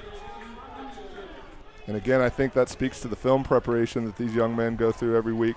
They see what they see from the Pirates, and it's about going out on the field and executing that. KJ Latu coming in, running the fullback position. He'll line up. Actually, he's talking right now where he's supposed to line up. He'll be on the right side.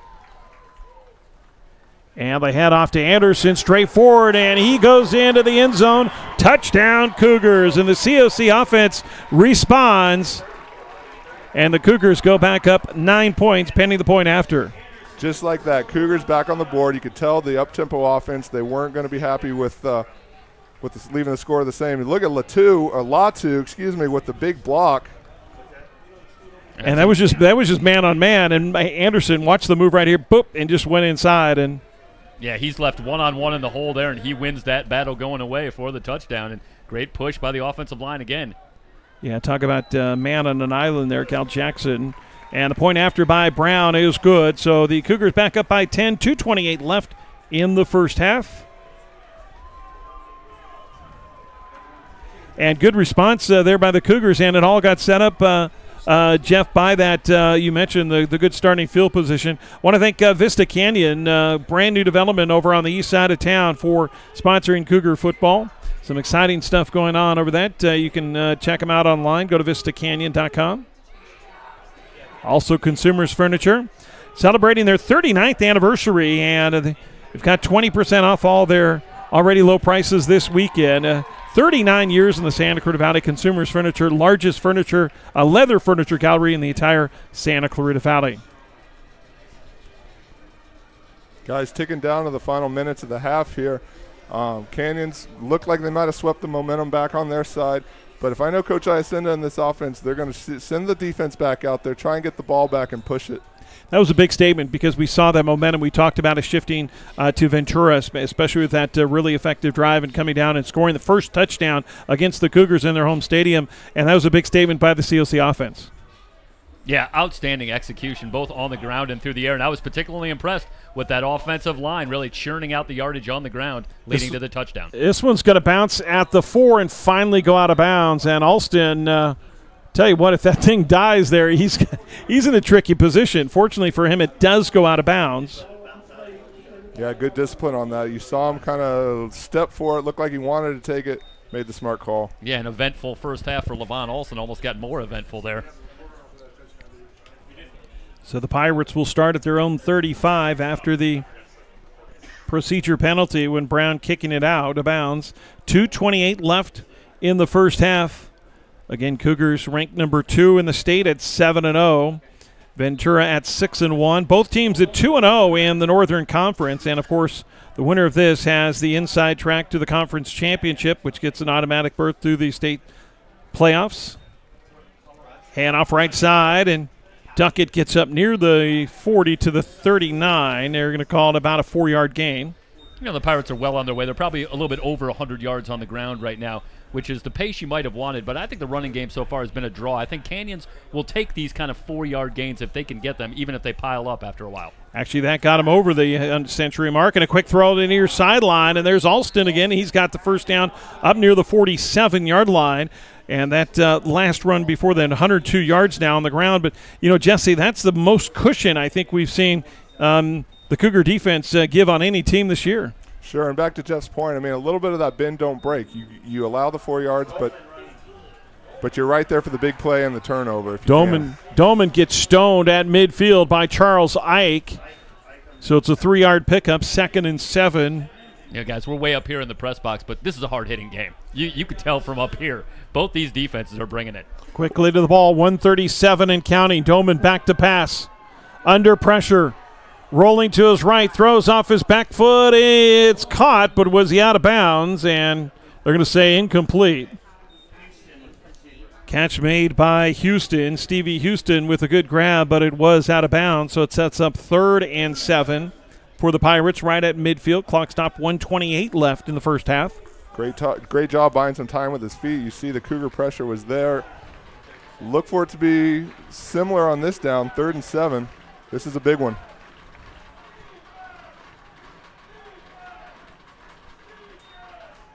Doman now under pressure, and he's scrambling. Throws it up for grabs, and it's incomplete. A dangerous pass. I guess if you're going to throw it up for grabs, that's the spot to do it. But yeah, it just would have been a very short punt. I got to tell you, 4-man rush there, and they're still able to get all over Doman. And the game just gets a lot easier when you can rush the quarterback with 4 defenders and get pressure. Yep. It's pretty easy to play defense, and right now the Cougars have it all their way. Well, and you see again Charles Ike right there bringing the pressure. Yeah, he just threw it up and got it out of the way. So the Pirate punt unit comes on, and Hensey will kick it away. Roland set to receive at his own 15, 1:19 left. The Cougars with a full complement of timeouts going to get some time here. And this one's a long kick. It's going to bounce at the 10, and Roland's going to grab it at the 5. Makes a move at the 10, breaks a tackle, and stumbles forward near the 13-yard line. I'm not sure if he wouldn't have been better off just letting that thing go into the end zone. Kind of a similar situation to his last return. Just, I think, anxious to make a play and get out there. But this last minute is setting up perfect for the Cougars. This is just what we want. We have our offense out on the field. We've got the timeouts. It's time to push the issue a little bit, see if we can't get another one here. And remember, the Cougars did defer in the first half, so they will get the ball to start the second half. So the old 2-for-1 here. It's an interesting strategic moment here for Ted Iacenda and his staff, because the last thing you want to do maybe here is cough up this football, lose all your momentum heading into the locker room. You do get the ball first, as you mentioned, to start the second half. So maybe a delay or draw or something quick hitting here. Triple receivers to the right side of Egan out of the shotgun, and there's the handoff to Anderson, and Anderson is going to lose a couple yards back to the 11. Like Moyer coming up. And somebody's going to call timeout. We'll see. So Ventura is going to call a timeout because maybe they think they can get the ball back, and they want to force the Cougars to punt here. Inside of a minute left, 58 seconds left in the first half. Cougars up 17-7. Again, if you just joined us, the Cougars taking advantage of 3 turnovers in the first half. The opening kickoff was fumbled, and the Cougars got 3 points out of that. Then an interception the Cougars drove down, and it was 10-0. In the middle of the first quarter, Ventura came back with a long drive and brought it to within 3. And then finally Miles Anderson capped off a 60-yard drive for the Cougars. And that's where we stand right now, 17-7. Interesting play call on first down just by virtue of the fact where the Cougars are on the field. Let's see if that wasn't designed to set this up. Egan, tons of time across the middle. Catch is made up the 40. 45 spinning around inside Pirate territory. And that was Henderson, Alonzo Henderson. I couldn't help but wonder about the timeout call by College of the Canyons after the 2-yard loss. No, it was Ventura that called the timeout. Okay. Because they wanted to pin him down there. Yeah, I thought the scoreboard showed Canyons. That makes a little more sense. I wasn't sure. But obviously, Canyons does a great job of taking advantage. And that was even after a holding penalty, and they tried to hold Henderson, and he still got out of the grasp. So they're moving the chains now, and finally we've got a whistle, and the Cougars are going to take a timeout here. So still 49 seconds left. Ball inside Ventura to the 49-yard line, and Barry Henderson, another one of those guys, we haven't called his name yet tonight, but just speaks to the talent level, those skills positions. I mean, no matter where you look or no matter who's out on the field, Eagle's got options out there. Want to thank our sponsors for tonight's live stream all across SoCalCollegeSports.com, Consumers Furniture, Salt Creek Grill, Sage Staffing, Vista Canyon, Chick-fil-A in the Valencia Town Center, and, of course, our friends at AV Equipment Rental. Want to thank those that support College of the Canyons football, and also we ask you that you support those that support COC football and support this broadcast. So especially if you're locally here, you can go and support them and let them know that you appreciate their support. So 49 seconds left here, guys. 2 timeouts still left for Coach Iacenda and the Cougars. You don't have to get it all right away. You can even run something across the middle a couple times. And here's where the kicking game is so helpful for College of the Canyons. You only need about 15 yards or so more to get within range. Jeff, you said it. I mean, I fully expect the Cougars to take a couple shots right here, but if that doesn't work out, you're inching up to Tanner Brown's range here. You get back to passing. We do have movement on the line, so it's going to come back inside Cougar territory. You mentioned Tanner Brown. 12 of 13 this year. His longest is 47. Long of 47, but I believe only one attempt longer than that. That was the 50-yarder at Moore Park. Talking to him, this is a young man that believes he's got that range. So. That was the only one he missed, was yes, that 50-yarder. Don't all kickers believe that? They well? do. Yeah, they do. Their kick said, they all believe they've got the length. I don't have the leg on that one. But you'd like to see that confidence regardless. Egan steps up in the pocket. He's going to get sacked. He's going to go down to the 47-yard line. Clock running, and the Cougars are going to burn another timeout here. That looked like Coleman again. 41 seconds left. But, the other thing about Tanner Brown, too, that he is 29 for 29. Actually, including tonight, he's now 31 for 31.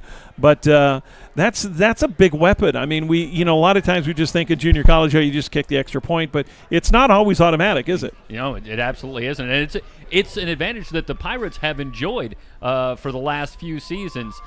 This year, it's been a work in progress, and Hensley's come in and started to knock through some field goals. But, yeah, especially in a close game, boy, if it comes down to one possession, the kicking game can be so very critical.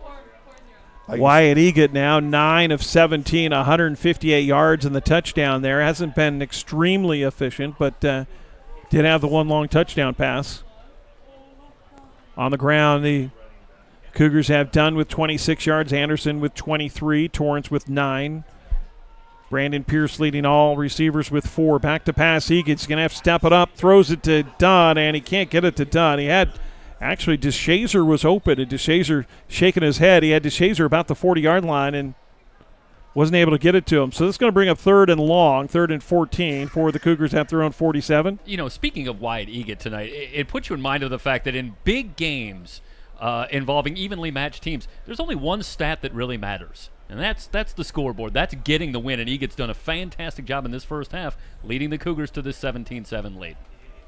So 3rd and long here, 36 seconds left here. Again, you don't want to have a big turnover here or a big mistake for the Cougars.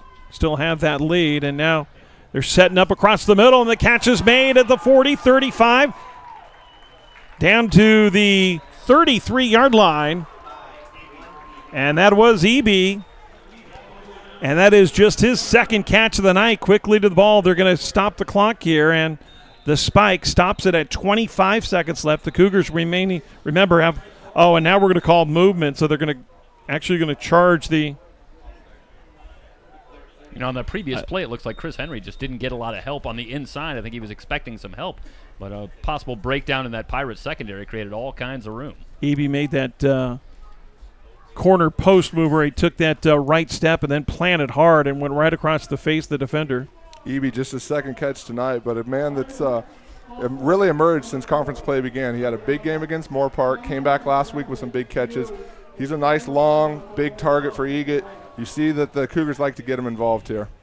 So here's the thing is the false start penalty is going to be 5 yards go against COC, but because it was under a minute, the Cougars are going to use their timeout instead of the 10-second runoff. So the Cougars will use their last timeout. So the 25 seconds remain on the clock, and it'll be 1st and 15, but that brings the ball out to the 43-yard line. So, again, you're right at about 55 yards. It's a little bit outside of Tanner Brown's range, and now you don't have the luxury of maybe even running a draw. You've still got to get the ball downfield, and if you do make the catch, you got to get the first down.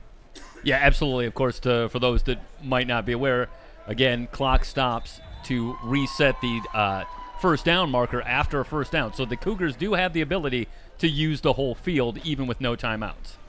25 seconds left in the first half. Cougars holding on to that 10-point lead. 1st and 15 at the 43. Dunn is the single setback to the right.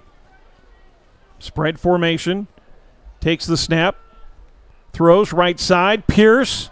And he's not going to get the first down, so they're going to have to get up to the ball. They're on the 25. This will be about a 42-yarder. Down to 15. Plenty of time here. They'll spike it, and the clock stopped with 12 seconds left. So you actually have a chance to run another play here, guys. If you get a first down, you just can't take a sack. Sure, you burn a little bit of clock right there, but really you accomplished what you wanted. You're getting closer to the zone. You got another chance to take a shot here. Be interesting to see what the Cougars dial up, and if not, we can come back to Tanner Brown. I got to tell you guys, I think we've watched some teams playing on Sunday that didn't execute that well with no timeouts, getting to the line and getting a ball spiked. I got to tell you, gentlemen, I'm not really feeling this play call here. I think you take the 3 with only 12 seconds left. I mean, really good secondary that you're going up against. They make plays on the ball. So Egot's going to send Pierce now in motion to the right side. The snap, and he's under pressure. He's got to get it away. Throws it up for grabs and almost intercepted. So with 7 seconds left, I bet you're going to see Tanner Brown now, and you do. I got to tell you, Jeff, you and I go over this thing a lot. Chance favors the prepared mind and the prepared team in this one. And right now, I think in this first half, COC's gotten away with a couple. But we will not tell you where that comes from. No, we will not. We will not tell you the source, but we know that it is a saying that's very popular. It does come from a movie. To our graves. So this is going to be teed up right at the 32-yard line. Junpei Dobashi will be the holder. Tanner Brown right in the center of the field. The snap is down. Kick is up. It's got plenty of leg. It's no good. It was wide left.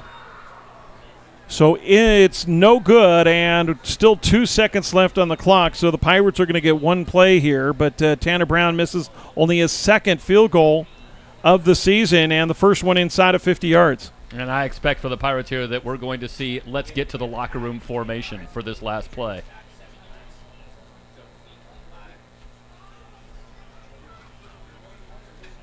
And I think to the point that you made earlier, Barry, I think it still is the case here. 3 turnovers in this first half. They get a missed field goal here, and if you're the Pirates, I think you're pretty happy to get into the locker room only down 10 here. Exactly. Don't forget the Cougars will get the ball to start the second half. So there is your go to the locker formation. And the first half expires. So the number 2 ranked COC Cougars 17. The number 5 ranked Ventura Pirates 7. It was up and down first half. A couple turnovers there by the Pirates, and the Cougars took advantage of it. Stay tuned. More to come. And here's the first touchdown, and that was DeShazer after the interception in the red zone. That one was 56 yards to Leroy DeShazer. Now here's the touchdown for the Pirates. And when Doman came in and he used that read option, and everything changed. They became a run-heavy offense, and for the first time I think the Cougars' defense looked a little bit out of sorts, and then a little bit of run offense of their own. Miles Anderson with the 3-yard plunge. And that's where we are right now. See it one more time. Here's the end zone view of this, and well blocked up front. Look at that, a lot of yellow jerseys sealing off the gray jerseys.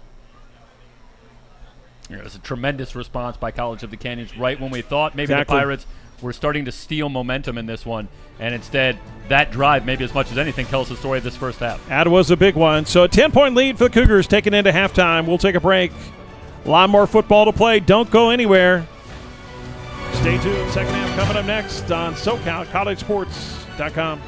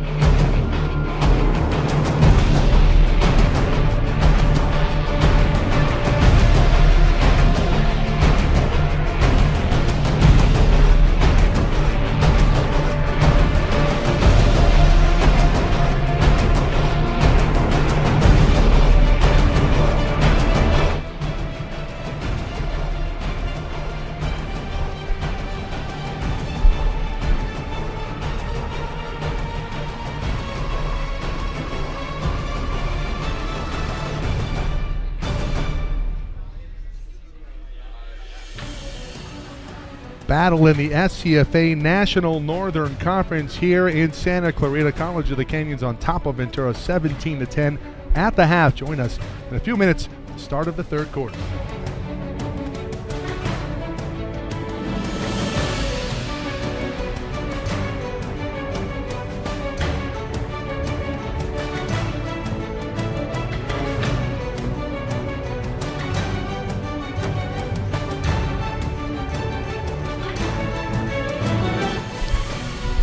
Remember, everyone, if you have any friends or family want to watch this broadcast live, SoCal College Sports 1 on YouTube, hit us up. Also on our website, www.socalcollegesports.com, and hit us up on Twitter at SoCal College SPO.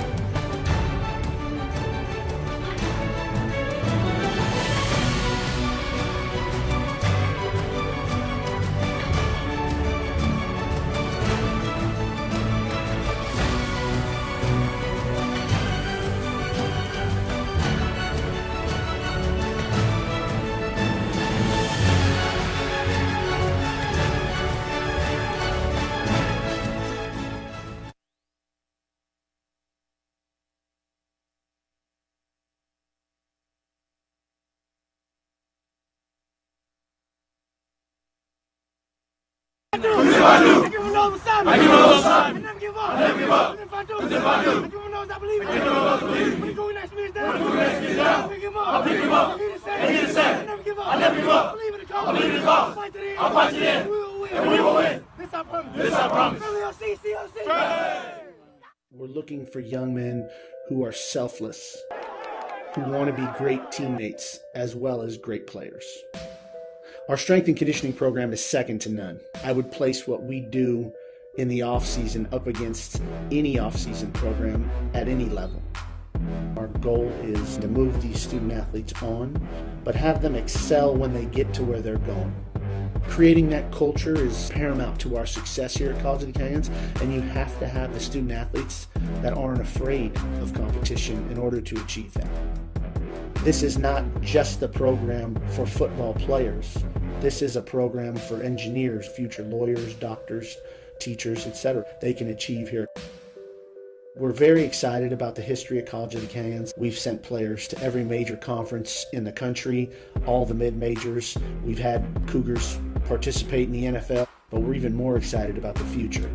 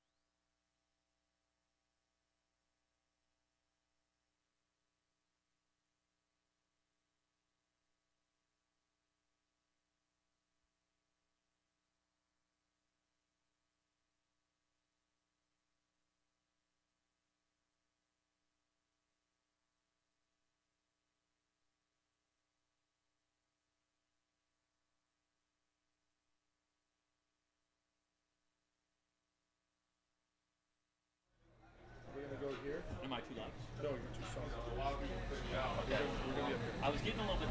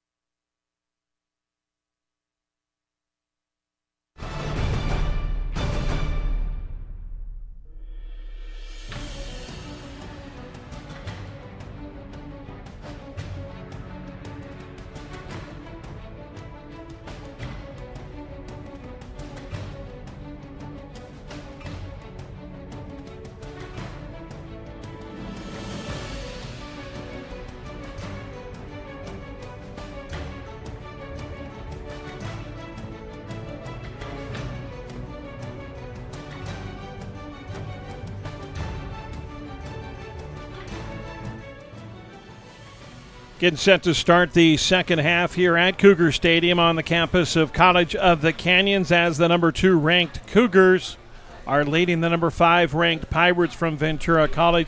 17-7 is our halftime score. Scoring in the first half, Tanner Brown kicked a 26-yard field goal with 13:08 left in the first. That taking advantage of the opening kickoff return fumble by Ventura. And then on the ensuing drive, the Pirates threw an interception, and Wyatt Egat threw a touchdown pass, went 56 yards to Leroy DeShazer. The point after by Brown made it good, and with 10:50 left in the first, the Cougars were out to an early 10-0 lead. Finally, the Pirates got on the board with 6:02 left in the second, as Brock Doman took it himself on the right side, went 6 yards for the touchdown. The point after was good. That made it 10-7. And then there with 2:28 left in the first half, Miles Anderson plunged in from 3 yards, and the point after by Tanner Brown was good, 17-7. And then we saw a 43-yard field goal was missed with 2 seconds left in the first half by Tanner Brown, only a second miss of the season. So 17-7. Excuse me, Cougars have the lead, but guys, the stats are fairly similar. The biggest thing that jumps out, though, is the Cougars have 190 passing yards. Ventura only has 67. Now, we said that Ventura definitely has to run the ball. They've got 104 yards on the ground. That's the most the Cougars have given up in a half in the entire season. But they haven't really been able to capitalize on that too much. They've got to be able to throw the ball here in the second half if they want to win this thing. Yeah, we said that 100 yards on the ground for the Pirates was certainly a good start, but that from the Cougar standpoint, that's really a draw. Because I think if you're the Cougars defensively, what you'd like to do, the goal here is to make the Pirates somewhat one-dimensional offensively. I think they've been able to do that. And you see the long pass play here to Leroy DeShazer to go up 10-0 at 56-yarder. And, again, just a perfect pass by Wyatt Egan. He just lofts it up there. And we saw the opportunity that Brock Doman had earlier where he had an open receiver as well. And he tried to throw it in there, and you saw that one. Here's Doman keeping it himself on the right side. And Doman, again, has added a different dimension. But what he hasn't been able to do is pass effectively. He's had a couple short passes, decent, but as not been real effective throwing the ball downfield. Passing-wise, Doman just 4 of 11 for 41 yards. Meanwhile, Jay Vanderjack, who started, was 2 of 8, 26 yards, and had the 2 interceptions. Miles Anderson there with the 3-yard plunge. So the Cougars will receive here to start the second half. Good to have you with us on SoCalCollegeSports.com. Want to welcome all of our viewers from all over the country. And the kick by Henze. This one is very returnable, taken at the 7. That's Henderson across the 30. Down to up to the 30. They're going to put him at the 33-yard line, it looks like. Well, we'll see where they mark it. They'll put him at the 32, 1st and 10 for the Cougars there. So, Jesse, let's talk about this Cougar offense. We've seen a good balance in the first half. Not as effective on the ground, only getting 60 yards, but still able to get the deep ball, 190 yards through the air. What do you want to see out of the Cougar offense? Sure. I mean, more of what we do well. You feel like there was a little bit of eagerness, a little bit of jitters getting things going, but I think Wyatt Egan settles down here a little bit. You get the run game better established, hit our weapons. Split backs for Egan, and he's going to pass it to Pierce out of the backfield, and Pierce is going to try to reverse the field. He's got some blockers in front of him. DeShazer turned the wrong way. DeShazer might have been able to pick up a late flag, and I think they're going to get a roughing penalty here. So the ball gets up across the 35 to the 37. I don't know if you saw it, guys, here, but watch DeShazer. He turns around, picks up the defender there. Now, this is a gutsy play here. I mean, you talk about reversing your entire field. Now, watch DeShazer. He's looking the wrong way. Well, you see that speed coming all the way back across the field. Didn't get the yardage he was looking for, but the penalty will bail him out, give him that little bit of an extra boost. Again, Brandon Pierce having a busy night. This is actually going to be a face mask against College of the Canyons. You never see the offensive guy get called for a face mask. And how many times do we see it on Saturdays and Sundays where you get that arm out? And, I mean, you very, very rarely see a face mask call against the offense. And Brandon Pierce gets flagged for one here. And this ball comes all the way back to the 22-yard line. So still first down, 1st and 20, and now the inside shuffle pass, and it's just going to get a couple up across the 24-yard line. Trying to catch the Pirates over pursuing. They did a good job staying at home to keep that to a minimal gain. Was Anderson. That will be a pass. You see here they're running that option there where they put Henderson out there, and Henderson's got a lot of speed. They use him in the slot, but he also has 1 carry tonight. So 2nd. And call it 17 yards for the Cougars. Opening drive of the second half. 14 minutes left here in the third. Eget back to pass, under pressure, gets flushed out of the pocket, running to his right, and he's going to take it himself up across the 25 to the 27-yard line. And he's going to pick up just a couple, maybe 3 yards. Bad break on that penalty. Not how you wanted to start this second half. Backs the Cougars up a little bit, setting up a long third down. The Pirates, second down. I was going to say, the Pirates, Jesse, were trailing Fullerton College on the road by 13 in the second half, came all the way back to take an 8-point lead in the fourth quarter. So, again, wouldn't expect the Pirates to push the panic button here, but they'd love to get off the field, keep it at 10 points here, and get the ball back. They're still discussing things here. I didn't see a flag, but obviously there's a flag. So their flag is back at the 12. Unsportsmanlike conduct against the Cougars, and that's going to go against Jordan Palmer. So they're going to take the penalty. So the penalty is going to go half the distance, and let's see, it should be back around the 12-yard line. Maybe, oh no, it's going to go all 15 down to the 7.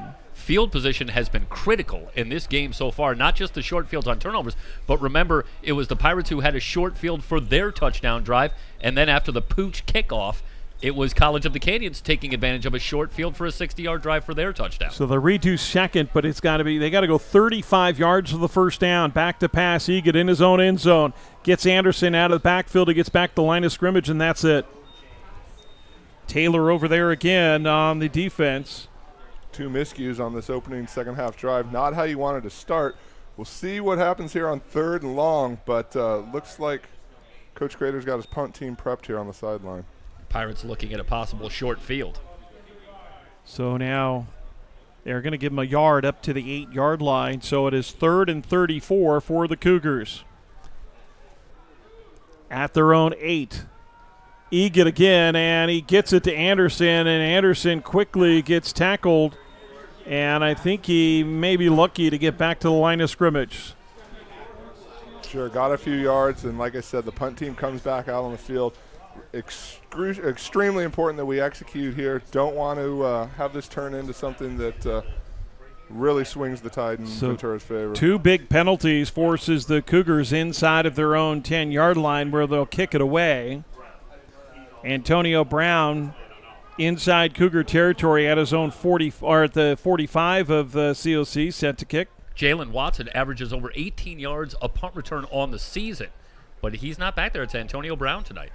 And Brown will let it bounce, and he's going to now take it on the run, and he's going to get hit and dropped all the way back near the 40-yard line. Wiggins was down there also. Coming down. I think that's about the best you could hope for Canyons. A little bit of a high snap. Brown was able to handle it, got the bounce. Things will be all right here.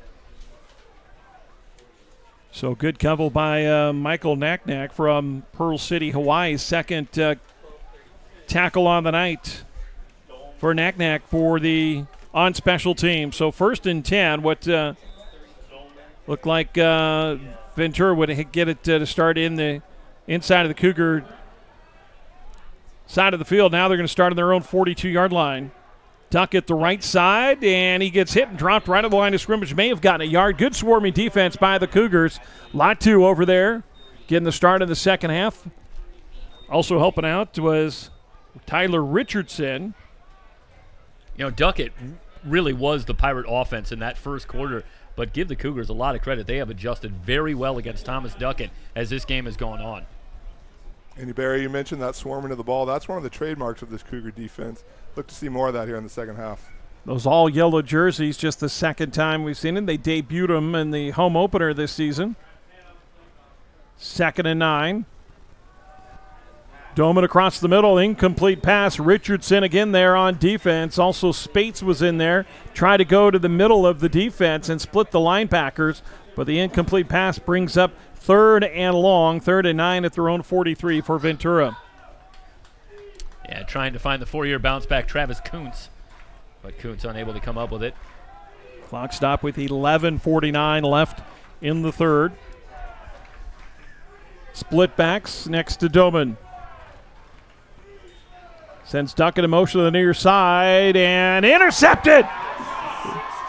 Rayshawn Rowland to the 30-yard line, and the third interception of the night for the Cougars. And the sideline is going wild. Rayshawn Rowland out, flexing in front of the crowd.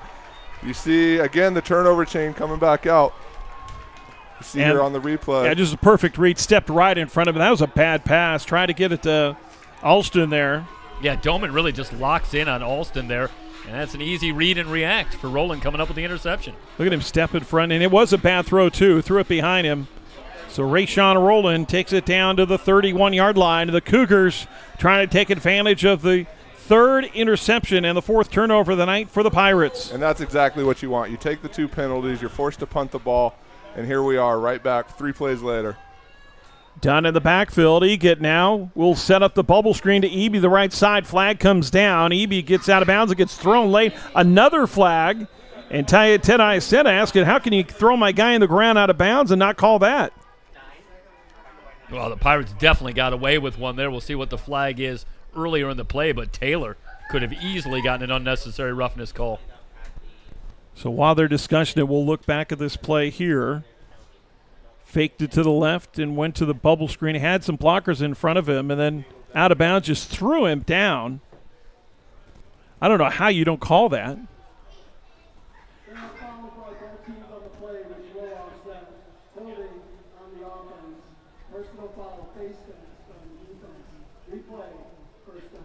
I guess it didn't really matter. It would have been 2 penalties. So. Maybe ultimately that is what they called on Bradley Taylor as he took him down. There was a call against the Pirates on the play. We don't know exactly who was involved, but either way it's offsetting penalties. So they will redo first down. 11:33 left in the third.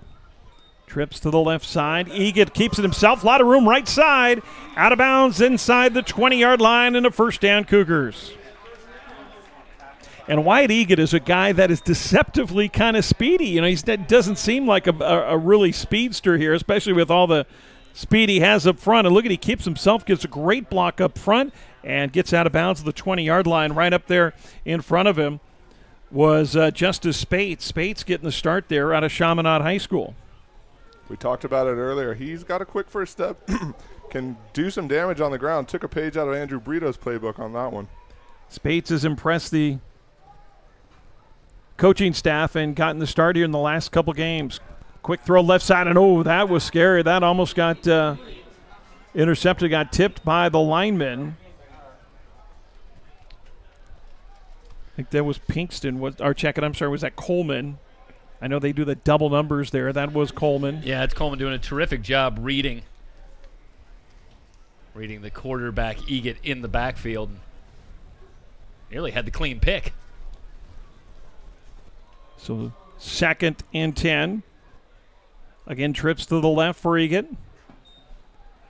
And again, same play. Egan will take it to the right side, breaks the tackle up inside the 15 and skips to the 14-yard line. So gets the 6-yard pickup and sets up third and a very manageable 4. Tough ask for defensive tackle Kyle Howard there. As you see, he lays out trying to get a hand on Egan, but Egan a little too quick and gets the edge. Egan now with 7 carries and 23 yards. Through the air, he is 15 of 27, 198 yards and a touchdown. Big third down play here for the Cougars. Up by 10. They want to extend it. Ventura needs to hold him. They bring Latu in at fullback. Hand off to the right side. Dunn near the 11, and he's going to be short of the first down. It's going to be 4th and 1. And as much as you'd probably love to see the Cougars go for it here, Jesse, I think Ted Iacenda is just going to go for a field goal. What do you think? Unless he goes for a hard count. Well, we'll see. I mean, here they come onto the ball. Quickly to the ball. And now Ventura is going to call a timeout. So the Pirates got caught off guard there, and now you get a chance to think about it. What do you do? I mean, 3 certainly the smart play, you would think. But, I mean, with this offense and the weapons that you have, you kind of feel like at 1 yard, you got Latu in there on the last play. You can blow up, create some space. I would not be surprised at all to see the Cougars go for it right here. And there's a chance here in terms of momentum to really put a stranglehold on this game, and that might be going through Ted Iacenda's head right now too. Boy, if we could push this in for a 6, we've got them really frustrated with all the turnovers. Now we go up 17. We may get them in a bad place here. I think at home you take the shot. On the road, maybe you take the 3.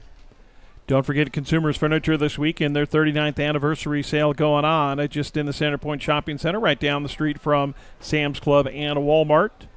Also Chick-fil-A in the Valencia Town Center, now open until 11 o'clock, Monday through Saturday. So the offense comes back on the field, 4th and 1 for the Cougars. They got to get to the 10-yard line. Watch Latu, part of that jumbo package, if you will. He can create some space out there. Caden Dunn is in there. Now they move Brandon Pierce to the right side. Latu lined up to the left. Pierce now in motion, and did we get movement? Not quite sure. I don't see a flag. The back judge is the one that whistled it. Oh, too many men on the field for the Pirates, and they give the Cougars a break. A gift will set it up for 1st and goal now at the 7-yard line. That's a 6, I'm sorry. Boy, coming out of a timeout, too, for the Pirates. That's just that's a terrible mistake. They're going to run the same play, though. They put Pierce in motion. Dunn straight up the middle to the 1-yard line. He stopped there, and he got his helmet ripped off, so he's going to have to come to the sidelines for a play. But Dunn cutting back, putting his helmet down and getting to the 1-yard line. They're going to keep that big offense in there. Miles Anderson, who had the 3-yard run earlier, and gosh, that was just a 2-point takedown. Yeah, nunnery on the stop, but good hard running by Dunn to get it all the way down to the 1. Yeah, Dunn he's only 5'9", 200 pounds, where Anderson comes in here. Anderson's got a few more pounds on a 5'9", 204, but Anderson's a bigger back. And now Anderson tries the right side. He gets stopped to the backfield right at the line of scrimmage. So it's going to set up a 3rd and goal from the 1. It sounds cliche, but that lost yard is often the hardest one to get. Pirates stacking up here on the goal line. Carlson coming off the edge there. Cougars looking at the near sideline. We'll see what play that Dean Harrington and Coach Ted Iacenda come up with. They're going to send split receivers to the left, offsetting Latu to the left. They run to the right side. Anderson straight forward. I don't think he got in. Anderson did not get in. He's going to be about a half a yard shy. So here, another 4th down. And Ventura can't illegal substitute this into the end zone. So the Cougars are going to put this on their own. And I don't think there's anything to think about right here. Cougars out on the field, bringing in some more bodies. Here we go, 4th and 1. And Anderson coming to the near sideline. Tariq Spates is actually going in. So I think we're going to see a pretty big backfield here. I was going to say, if Spates is in on offense, you can expect some sort of collision here on the we've got trenches. A full house. Look at this. Latu, right side, into the end zone. Touchdown behind the block of Jones and Spates. The 3 linebackers. Look at that. 3 linebackers, the 3 starting linebackers in the backfield. Latu gets the call, and he rumbles in. Look at that. I mean, that's like, is that even fair? Look at all that. And great job up front by the line, making a hole in there, actually pushing the defensive line, reestablishing that line of scrimmage inside the end zone. That's exactly what you got to do. So the Cougars, a point after away from their largest lead, 23-7. Brown on the PAT. He hasn't missed yet this year, and he's still perfect. So 8:20 left in the 3rd, and the Cougars take advantage of another Ventura miscue, and now they lead 24-7 over the Pirates. And there is a flag down on the point after, so see if the Pirates have set themselves back further. Oh, man. Okay, this is against College of the Canyons. So they're going to call that on Brian Barrera, the linebacker from Golden Valley. And so Tanner Brown's going to have to kick it off at his own 20-yard line. But 24-7 here in the 3rd quarter. And, you never want to say do or die in the 3rd quarter here, guys, but this Ventura offense, they can't afford to turn the ball over. In fact, honestly, they got to score here. I really think so. And sometimes it's such a simple game, isn't it? 4 turnovers versus no turnovers, and there's your story of the game. if you're Ventura College, and I think you're exactly right, Barry. The point, we're past the point where I think even a couple of first downs is what they need. I think it starts with that, but I think you're exactly right. Even with 23 minutes plus remaining in this game, you need some points here. Well, we talked before the game, guys, about the biggest key was going to be to take care of that ball, and how Wyatt Egan has done that, even though he's had a couple dropped interceptions. But the Cougars have avoided that turnover bug, and that's something that Ventura has not, and that is absolutely the difference of the ball game right here. And it's at the worst possible time if you're Ventura. They really haven't struggled. They're plus turnovers on the season. Coming into this matchup, even against Fullerton in their loss, the problem was not coughing up the ball, but tonight it's just been a house of horrors from the outset with 4 turnovers now in the game. So again, Tanner Brown will kick it off after the Brian Barrera roughing penalty on his own 20. And this one a good one. Alston driven all the way back to his own 18-yard line. Across the 35 to the 40, and they're going to have great starting field position and a late flag coming in. And that was thrown a long way from the near sideline, and that's usually in that blocking position. And there was some type of a block that was at the 35-yard line. I think it's going to be a block in the back. Oh, chop block.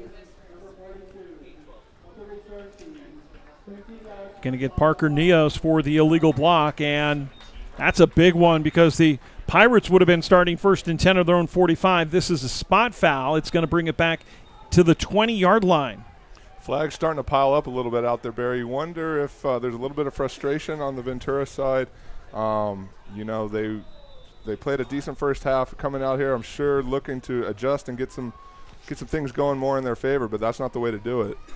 You know, I know it goes down as a 10-yard penalty, but that was a 25-yard penalty. It absolutely is. I think in this game what's happening to the Pirates, in addition to shooting themselves in the foot, is they're starting to be dictated to a little bit here defensively, having some struggles really getting that run game going and getting anything in the way of a chunk gain. Quick pitch to Neese on the near sideline, and he earns every single yard he gets up across the 25 to the 26-yard line. I mean, that's a 6-yard run. Well, they give him 5 yards. 5 or 6 yards. That might be one of the longest runs tonight for the Pirates. I don't think they've had a run of double-digit yardage here tonight, if my memory serves. Vainga'a with the tackle for the Cougars. The ball rests just inside the 26 now. 2nd and 4 for Ventura. And he's trying the left side, and he's going to get stuffed after maybe a yard, maybe 2 yards. Actually, no, they're going to give him up to the 29, so he's going to pick up 3 yards. So it'll be 3rd and 1, and these third down plays become ever so crucial and more crucial as this game goes on and time starts winding down. Another key down. Cannons would like nothing more than to get off the field here for Ventura. They're just fighting.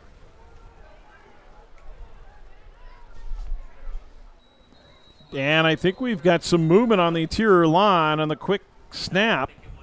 And actually, or are they going to call it against Canyons? Oh, too many men for Canyon. So just like Ventura gave a free first down to the Cougars, and the Cougars repay the favor, even though it wasn't on 4th down this time.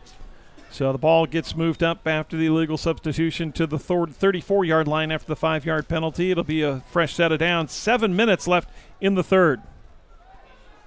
Again, one of those mental errors you hate to see. Had an opportunity right there. We'll see what the Pirates can do with it. Doman handoff to the left side, and that is Scott, and nothing going. Jackson. Gil Scott Jackson, nothing going there. And he may have lost a yard back to the 33-yard line. Yeah, running behind Orsini there on the left side of that offensive line, and that is ordinarily a recipe for success for the Pirates, but not so much tonight. Tyler Richardson in there, the 6'2", 245-pound freshman from Paraclete High School. 2nd and 11.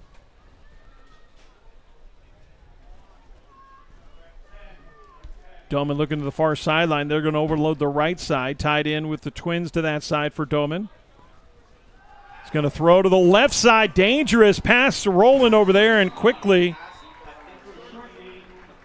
gets the receiver as making the catch on the near sideline. Again, that was Brandon Jordan.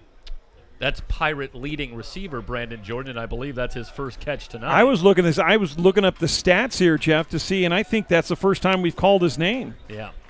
Look like symptomatic of the troubles for the Pirates tonight. Sorry, Jesse. Looked like Roland got there right when the ball did. 3rd and 7. Doman, lots of time, has a man. Jordan again, but maybe interception here, and it is. The Cougars with their 5th interception of the night. 2nd by Roland on consecutive drives, and he just ripped the ball away from Jordan.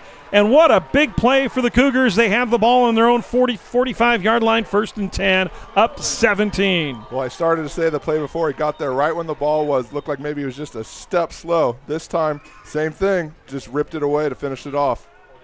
Yeah, it looks like there's a window there to get that ball in, but give Roland a lot of credit. And as the defender, you're generally supposed to step in front. He stepped in behind.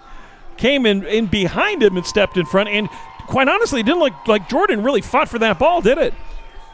I mean, it looked like they both had that ball, and Roland looked like he just wanted it more. Roland found a way to get it done. He's a playmaker for us. So 1st and 10 for the Cougars now on their own 45, and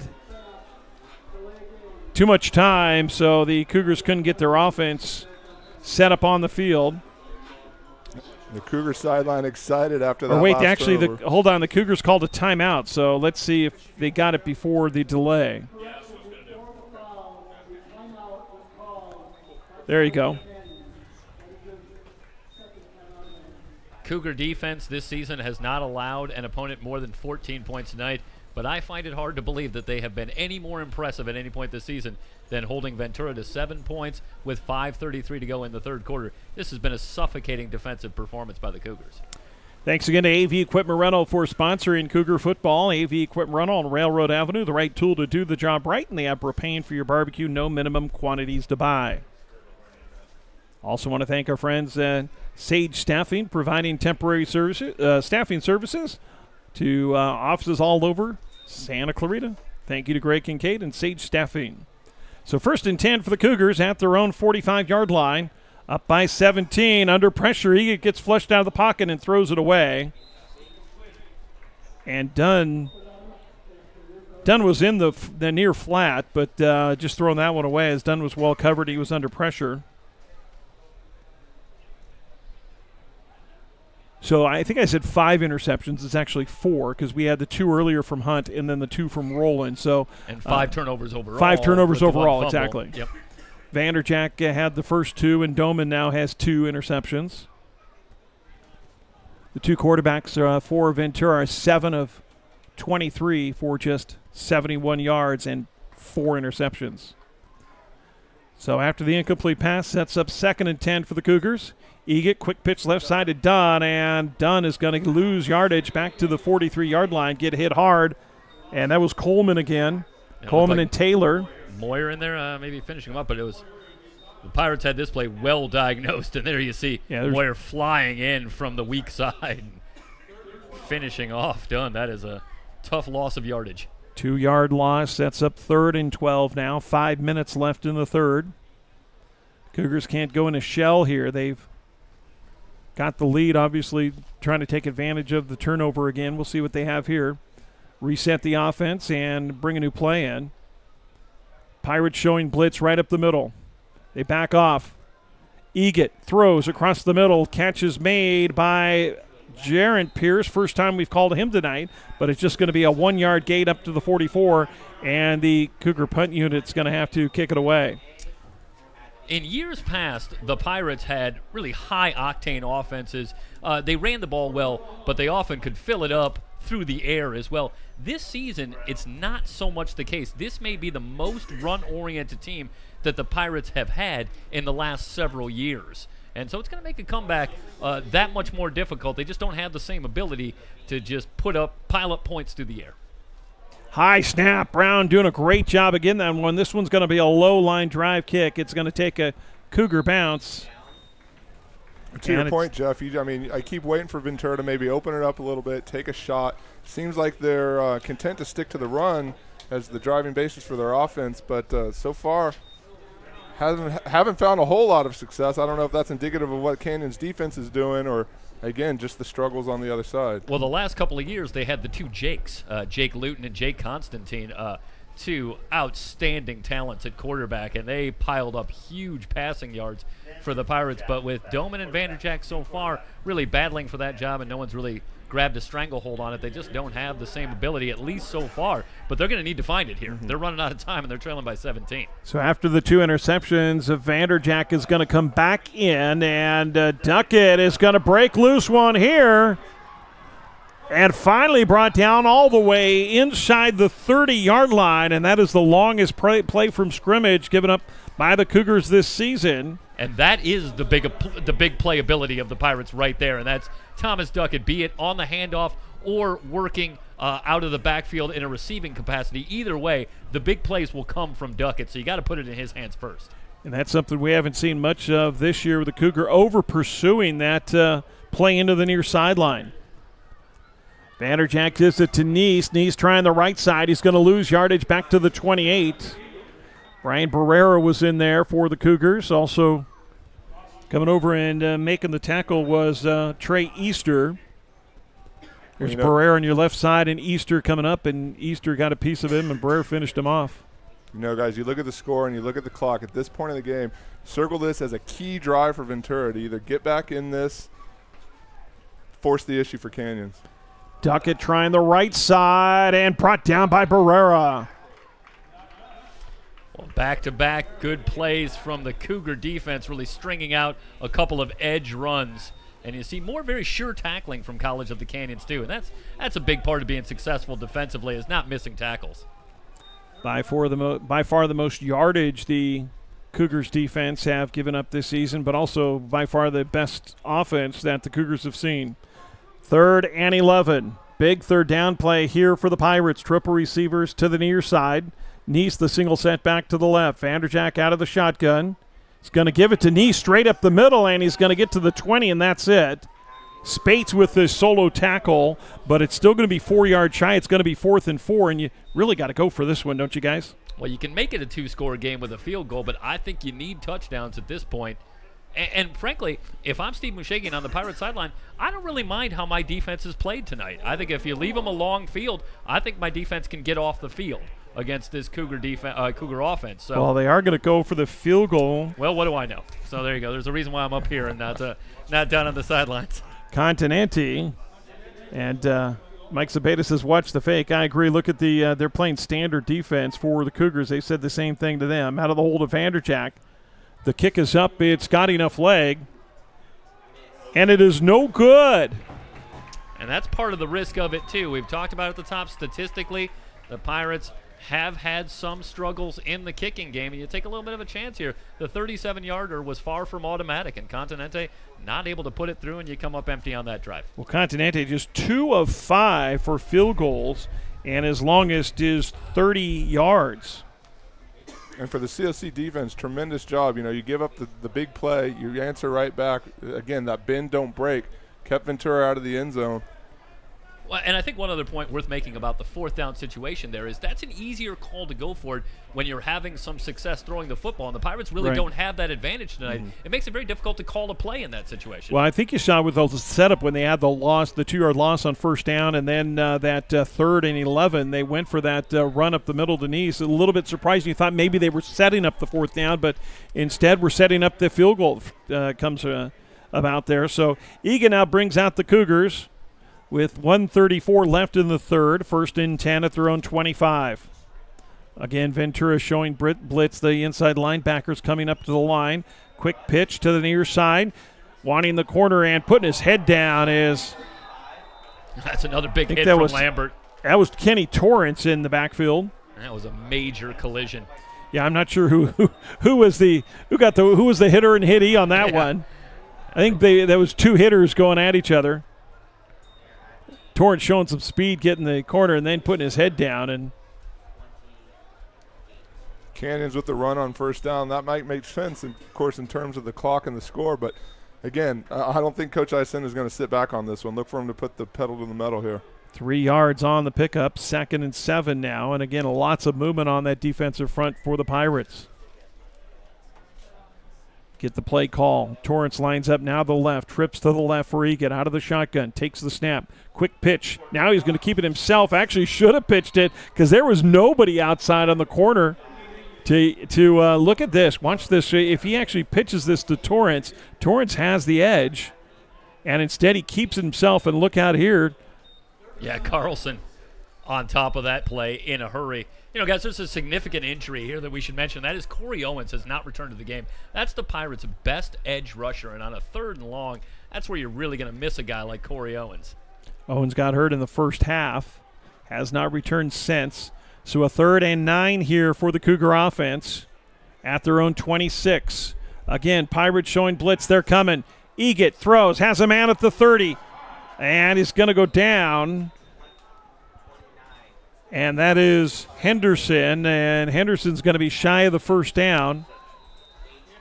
To the point about Corey Owens, I asked Coach Steve Mushegian in our conversation this week who were a couple of key guys offensively and defensively that he named. First guy he mentions defensively, Corey Owens. So it's certainly a significant loss, but the Cougars have done their job and more here through 3 quarters. Here's our only score of the first half, or second half, I should say, and that was the half-yard plunge by K.J. Latu behind the blocks of Tariq Spates and Khalid Taylor. And that's just all beef in the backfield there as they go old school on the that's a 1,000-pound push right there exactly. on that right side. So 24-7 at the end of 3 quarters. 4th quarter coming up next. COC 24, Ventura 7. You're watching SoCal, collegesports.com.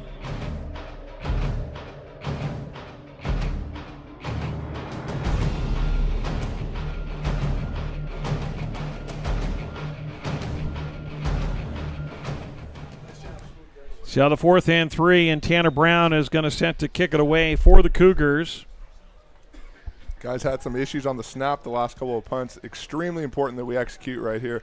Don't want to let the Pirates back into the game here in the 4th. And we do have a whistle and a flag. And I think they took too much time. So the Cougars are going to get flagged for a delay of game penalty here. Oh, wait. Too many men. Wow. They counted. So the second time tonight on 4th and less than 5, Ventura has too many men on the field and gives the Cougars a free first down. Last time they made them pay, and they scored on that drive. We'll see what they do here. But also, did you notice, Jeff, who was returning the punt there? Jalen Watson was back in for the first time tonight. Well, you needed a big play, and instead 12 men on the field, and it's just been that kind of a night. That's coming out of a quarter break, and how do you get caught with the wrong package on the field? The last one was out of a timeout. Yeah, absolutely. It's just not what you typically see out of a Steve Mushegian coach team. So now they're getting things straight to make sure they've got the ball in right spot. It's lined up at the 38, and they're saying the 5 yards going to bring up to the 37. So the Ventura coaches let him know their math was a little bit off. Somebody apparently didn't have the calculator out on their phone. Egan hand off to Torrance straight forward, and Torrance is going to get a couple yards up to the 39. It'll bring up 2nd and 8. And Spates is slow to get up. He actually, when he dove forward, he hit the heels of Justice Spates. So 2-yard pickup just underway in the 4th quarter. The number 2 ranked team in the state, College of the Canyons Cougars, holding on to a 24-7 lead over Ventura, the number 5 ranked team. Back to pass. Egan throws it off his back foot. He has Eby open. Oh, and Eby can't bring it in. Boy, he had his hands on it. Watson was really beaten on the play, but managed to get back and just rip that one out of there. And Egan just couldn't throw it far enough. He had a man in his face. Eby got a step on the defender, and Watson over there late and knocked it away. Good recovery by Jalen Watson. Yeah, it's a great play by Watson there after getting beat by the play. Good technique there to punch that ball out once Eby had his hands on it. And that's really his best bet there to break that play up. Well, you see the play didn't really work out, but Canyon's pushing the ball down the field, not satisfied with just going for the short runs here to run out the clock. They want more. 3rd and 8 here. Eget back to pass, throws, intercepted by Watson, and the first turnover of the night. Well, I'll tell you, pick on Jalen Watson at your own peril as they go back after him, and that time Watson was there and makes the pick. And he had Eby, just threw it behind him, and Watson stepped in and made the grab, and the Cougars, their first turnover of the night, and they'll have their backs against the wall here, and you see that was just thrown behind him. Eby was open. He throws it to the sideline, and Eby's got a first down. Well, and that's the flip side of the coin. You want to move the ball down the field. You want to take those shots, but you got to be careful at the same time. Turnover like that, Pirates punch it in here. They're right back in this ballgame. 14-13 left in the contest. We'll see what the Cougar defense has here, and if Ventura has anything. Doman back in the game. Doman back to pass. Across the middle, has a man at the 25. Catch is made, and immediately to the ground. Catch by Brooks. Chris Brooks, the freshman receiver, quickly to the line. It's a 15-yard pickup and a first down. Yeah, Brooks working underneath that soft zone. Duckett to the right side, cutting back, down inside the 20 to the 19. Barrera in there, also Spates in there, making the tackle for the Cougars. 6-yard pickup, 2nd and 4.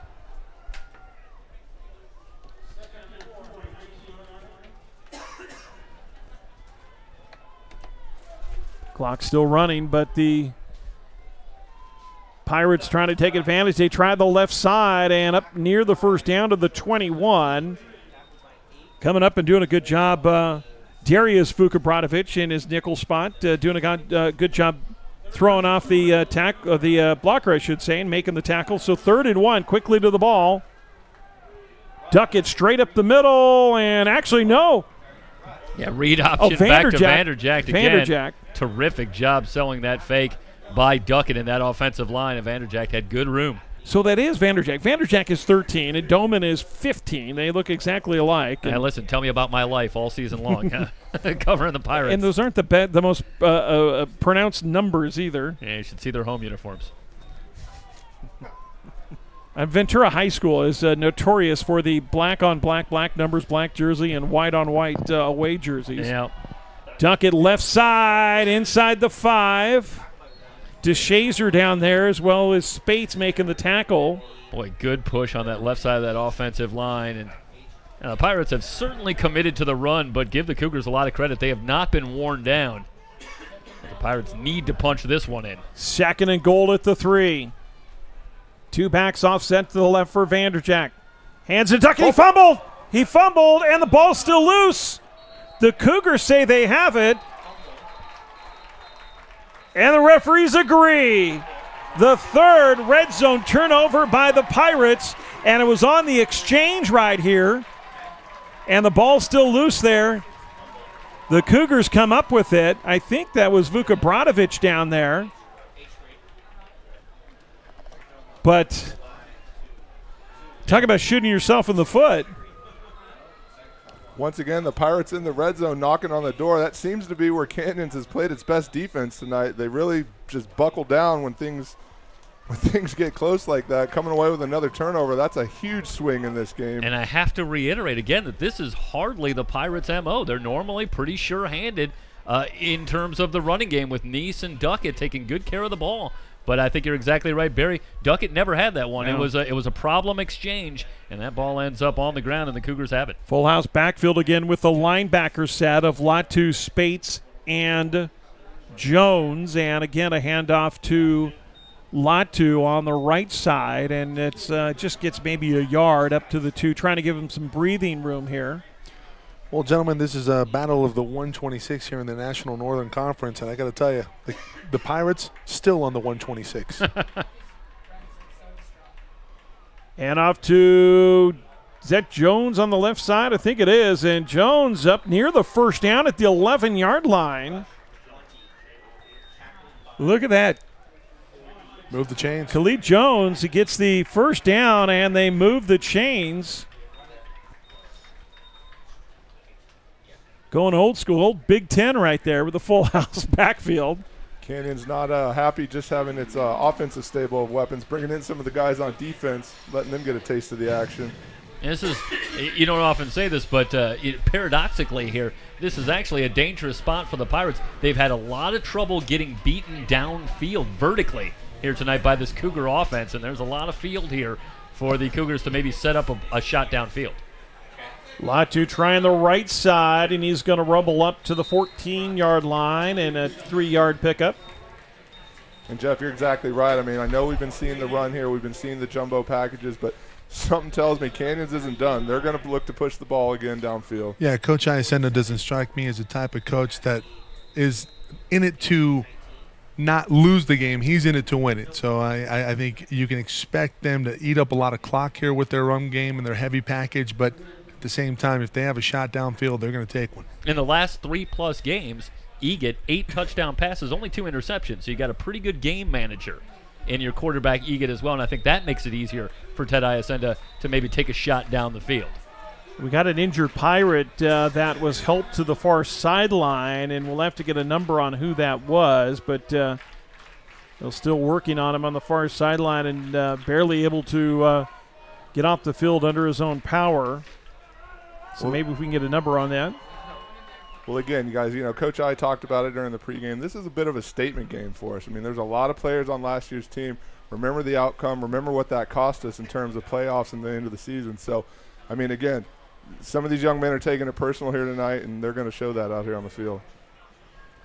So back in that full house, and John's the left side, and he gets up near the 19-yard line, sets up a 3rd and 3, and actually 3rd and 2. But, the thing here is I know Coach Iacenda and the whole team, it's like, don't talk about Ventura, don't talk about – but they circled this game last year when they didn't make the playoffs because that obviously knocked them out. They still thought they should have got in, and maybe were proven right when Saddleback got blown out. But nonetheless, this year they weren't going to let somebody else decide their fate, and I think that's what tonight's all about. It's a statement game. Pirates with 17 straight wins in conference, and I think the Cougars, this game was about a lot of things for them, but I think really making a statement that maybe they're the top team in the North now. John's the left side. He's going to get up close to a first down. And I think he got it by the spot. Looked like he did. Favorable spot from the linesman on the far side, so they're going to move the chains up to the 22-yard line. It'll be another set of downs. 9:27 left in the game. Jesse, coming in, if memory serves, coming into the game versus ELAC, COC was ranked, I believe, number 2 in the state, and then they dropped a ranking despite the win versus ELAC. So in addition to the rivalry game, obviously a statement to the entire state of California. Hey, look, we're the best team, or we think we're the best team in the state. And considering what this team in Ventura did at Fullerton, I think they're turning a lot of heads here, and they're making a name for themselves in the South. Latu trying the right side up to the 25-yard line. Well, and back to your point, Mike, I mean, I think everyone knew coming in, eyes were going to be on this game. People were going to be watching. Other coaches were going to be watching. Like you said, heading into the playoffs, this is the time you make your statement. The Cougars are up 24-7, but you've got 3 linebackers playing running back. How much are they loving this right now? I mean, watching the clock, just literally milking down right now. Look at the sideline, making sure they take as much time off it. But, breaking the huddle with 10 and then come to the ball. But, I mean, how much fun is this for these linebackers to be playing a running back? Johns tries the left side, and he gets up near the 30-yard line as we see a helmet fly out. See it on the left part of your screen, and that's Latu, and he's going to have to come to the near sideline. Well, they spotted the 30. Well, they move it back to the 29 now, so they're going to bring up, looks like Coach Iacenda is going to bring his regular offense on, and he's going to call a timeout. So the Cougars going to call a timeout. So if he calls a timeout, Latu can come back in, and they can still run that offense. So we'll see what they go with. 8:12 left in the game. Cougars holding on to a 24-7 lead. Thanks again to our sponsors, Salt Creek Grill. I want to thank Greg Hamsler and the entire crew over there. Of course, the best Sunday brunch in town in the Valencia Town Center, and they've got incredible catering. I want to thank AV Equipment Rental. AV Equipment Rentals located on Railroad Avenue. The right tool to do the job right. Consumers Furniture, 39th year anniversary sale going on this weekend. 20% off everything in the store on top of their already low prices.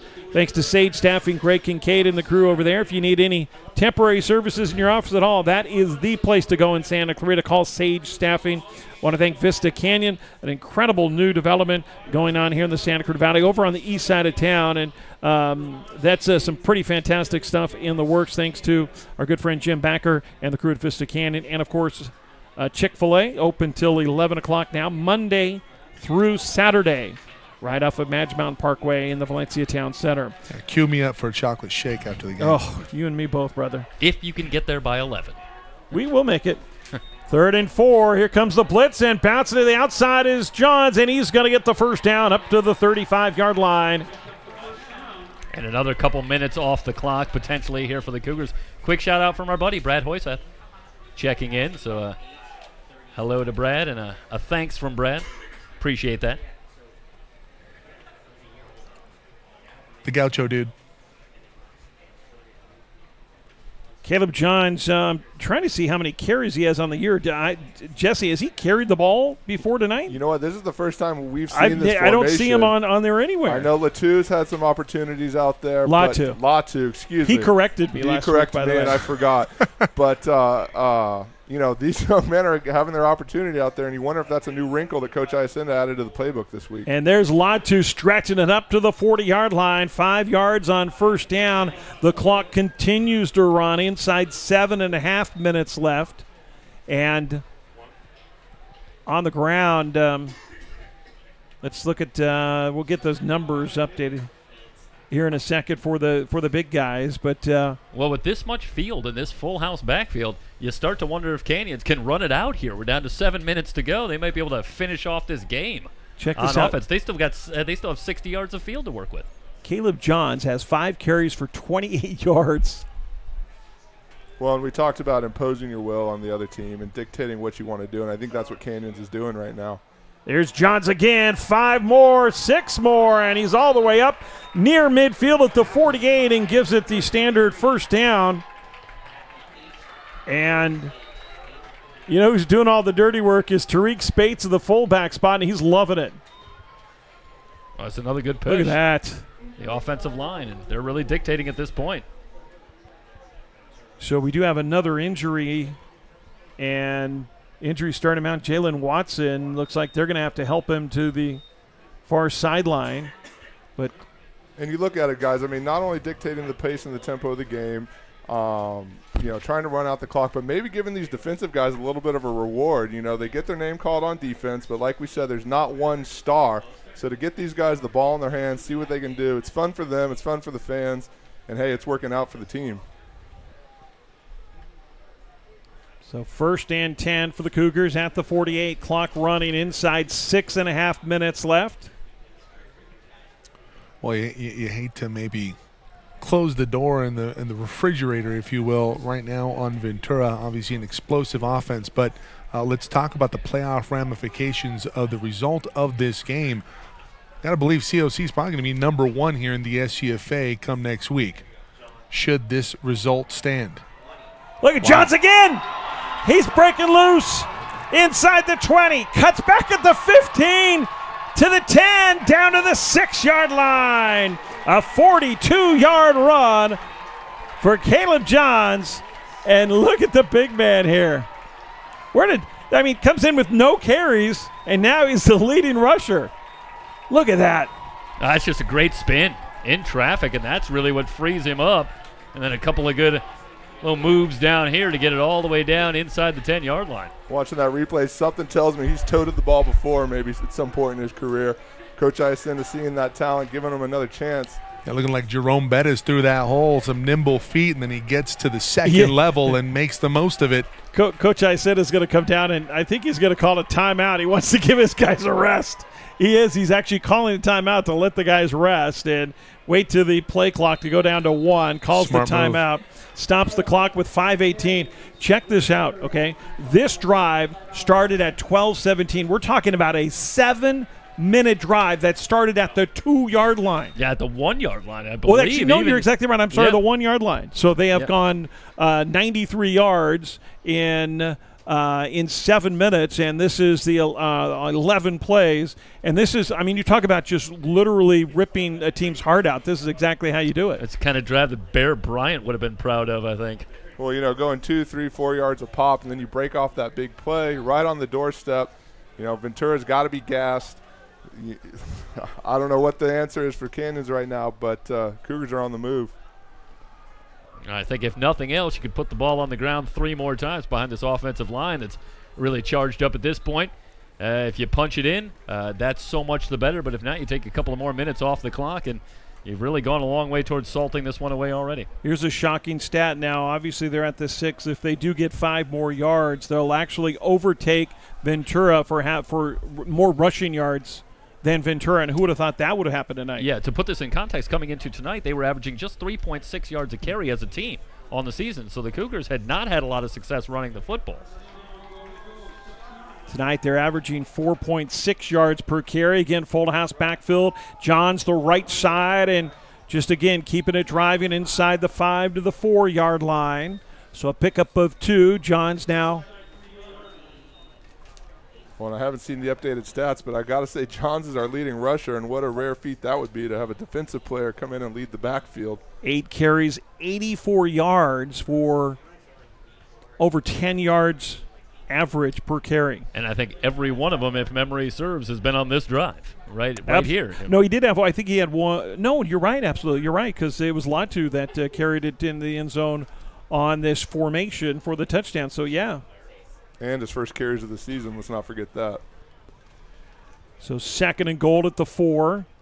Latu, the right side, down to the 1. And he's going to get stopped there. So it's going to be 3rd and goal at the 1. Clock still ticking down, coming up on 4 minutes. It's at 4:15 and counting.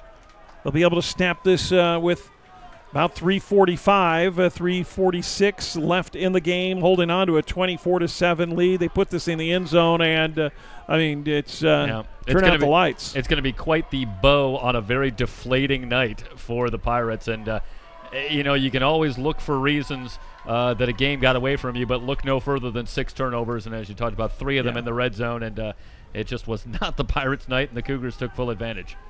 So on 3rd and goal, keeping it himself, he get on the sneak. He fooled everybody and walks into the end zone. Touchdown, Cougars. Wide Egan on the 1 yard quarterback keeper, and everybody, I mean, every play from this drive had been to either Johns or Latu, and everybody thought it was going to be the same one, and this time Egan keeps it himself. And look at that. This is a little bit of right out of the Pirates playbook there, as they do the play action, and instead it's the quarterback that keeps it, and Egan able to easily get the corner and get in for the touchdown. And guys, we talked a lot about the big backfield out there, but how about the big boys up front? Absolutely. Just absolutely dictating the pace of this game. You know, not showing any signs of fatigue, and I think that's what happens. You know, College of Kansas comes to work every day. They run all those sprints, they lift all those weights, and it's for situations just like this to have that extra gas in the tank when it matters most. Spates, Palmer, Sadler, Murphy, and Weinzierl, the guys up front who have making the move. And then also, let's not forget Tariq Spates running that fullback spot. That has been the lead blocker on every single one of those plays. And again, the perspective here, this is a dominating performance. The Pirates had 1 loss on this season to the other undefeated team in the SCFA, Fullerton. That was a 5-point loss at Fullerton in a game that the Pirates led in the 4th quarter.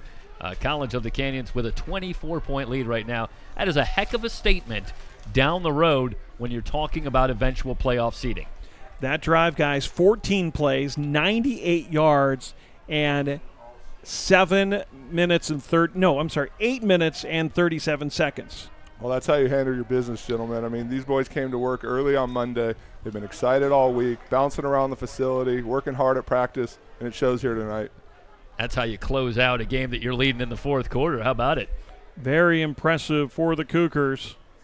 And Tanner Brown is going to kick this one off, and Alston will take it at the goal line. Up to the 20, the 25, and swarmed under at the 28-yard line. And, the thing too that I think that does is that it sends a statement, and it's not a statement of trying to rub it in their nose. It sends a statement. Now every team that plays them has to account for that formation. Yeah, you see this on tape, and again, it's another wrinkle that other teams are going to have to scheme for and game plan for. And credit to the here's that road run again by Johns. Long run, yeah, Johns on that 46-yarder down to the 6-yard line. Jesse? But I started to say credit to the COC coaching staff, identifying something that they felt would work against this Pirate offense, preparing these young men to come out here and execute this week. So Vanderjack back in there again. The throw to the left side. I think they were setting up the hook and ladder, and a late flag. There was some pushing and shoving on the near sideline as Antonio Brown getting together with Khalid Taylor. Well, how about the life of a coach if you're Steve Mushigan over on the far sideline? 1 week ago tonight, he watched a team play about as close to a perfect half of football as you could see a team play in a 55-0 lead over Moore Park College. Gets his team ready, makes the trip down the highway here to Santa Clarita, and watches his same team turn the ball over 6 times tonight in a 31-7 loss, or at least that's the direction it's going. And you talk about that matchup versus Moore Park, 55-0. Moore Park obviously a little down this year, but you come in and you play an absolute juggernaut in the state of California. The disparity in competition kind of hurt Ventura last week, and we see it right here. They've never really been into this one. 6 turnovers combined, if memory serves. Of course, I'm no mathematician. But you got that one right. 15-yard roughing penalty. It's going to bring it back inside the 15, and it's going to be 2nd and 25. That was a dead ball foul, so the handoff to Nice gets up to the 20. They still have to get all the way up to the 39-yard line, so 3rd and 19 here for the Pirates. Coming up on 3 minutes left in this contest, the number 2 team in the state making a statement, guys, that who should be number 1 in the state, quite frankly. Back to pass, Vanderjack under pressure. He's going to get swarmed under inside the 10-yard line. Watch this push up front. It's not even a blitz. No, just come with 4 guys. Morrison in there again. Morrison has been in that Ventura backfield all night long. Guys, mileage-wise, a short road trip for the Pirates, but I have a feeling this is going to be a long ride home. Yeah. COC led the all-time series coming into tonight, but had not recorded a victory over the Pirates since 2013, Coach Iacenda's first year at the helm. Yeah, this is going to break the 4-game win streak for the Pirates in this particular matchup. And, now it'll be the Pirates. You get the feeling next year that they'll be circling this game on their schedule next year, and they'll look for a measure of revenge. But this was not much of a contest, as it turns out here tonight. Oh, big hit on the far side. So we've got the punt by Hensey, and he gets it to Rowland, and Rowland actually picked that one up on the run there and gets hit really hard at the on the sideline. You saw there was Gaetan. And watch this Rowland. We've seen him do that several times, pick that thing up and ill-advise this one. And then they go, and that kind of just cracks me up. I mean, guys, you're still down by 24 points and you're going over and talking, some smack. I don't know. Obviously there's no love lost between these two teams. I mean, there's not, they're not going to go out to dinner afterwards. But the Cougars here again with the ball and just 1:53 left. Well, so often, and we make this point in coverage of SCFA football, a lot of these cross-town rivalries close by, these are guys who know each other. A lot of locally recruited kids who played against each other in high school that go back a little bit. So sometimes there's a little more history than you might think with these 1 or 2 year stays at this level. Michael Wilson, the backup quarterback, comes in, and he'll hand it off to Forrest Carter, and Carter tries the right side. He finds a seam in the defense and will get inside the 20 or check at the 30 to the 28-yard line. And, Carter, a guy that we saw starting just a couple of weeks ago, and actually last week did not have a very good game and was moved down the depth chart, but has a nice run there. Gets it into the 28-yard line. And again, that clock counting down, and just 1:30 away from a celebration. And the Cougars, I know, are going to be obviously happy with this win, but they are so workmanlike that this is not going to be, hey, celebrate good times. I mean, they know that they've still got work to do. You still got 2 games to win. You have to go on the road to Long Beach City College next week. That's always a very talented team. And then you got to finish it off at home here against Bakersfield. That's another solid team. So they have some work still to do.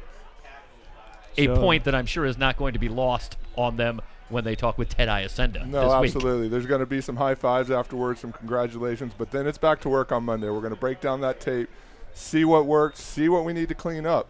Cougars are going for their 13th straight victory. That's the number 2 mark in the state. Last loss came week 6 of the 2017 season against this Ventura Pirate team. So good to see the Cougars get back on track.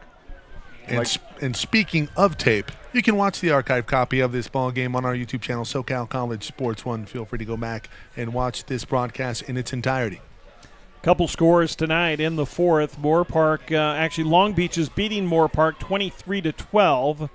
Cougars heading down to Long Beach next week, and then at Bakersfield, as Wilson scrambling here, and he's going to put his head down, and that's going to be it. But Bakersfield is leading East LA at halftime, 24-17.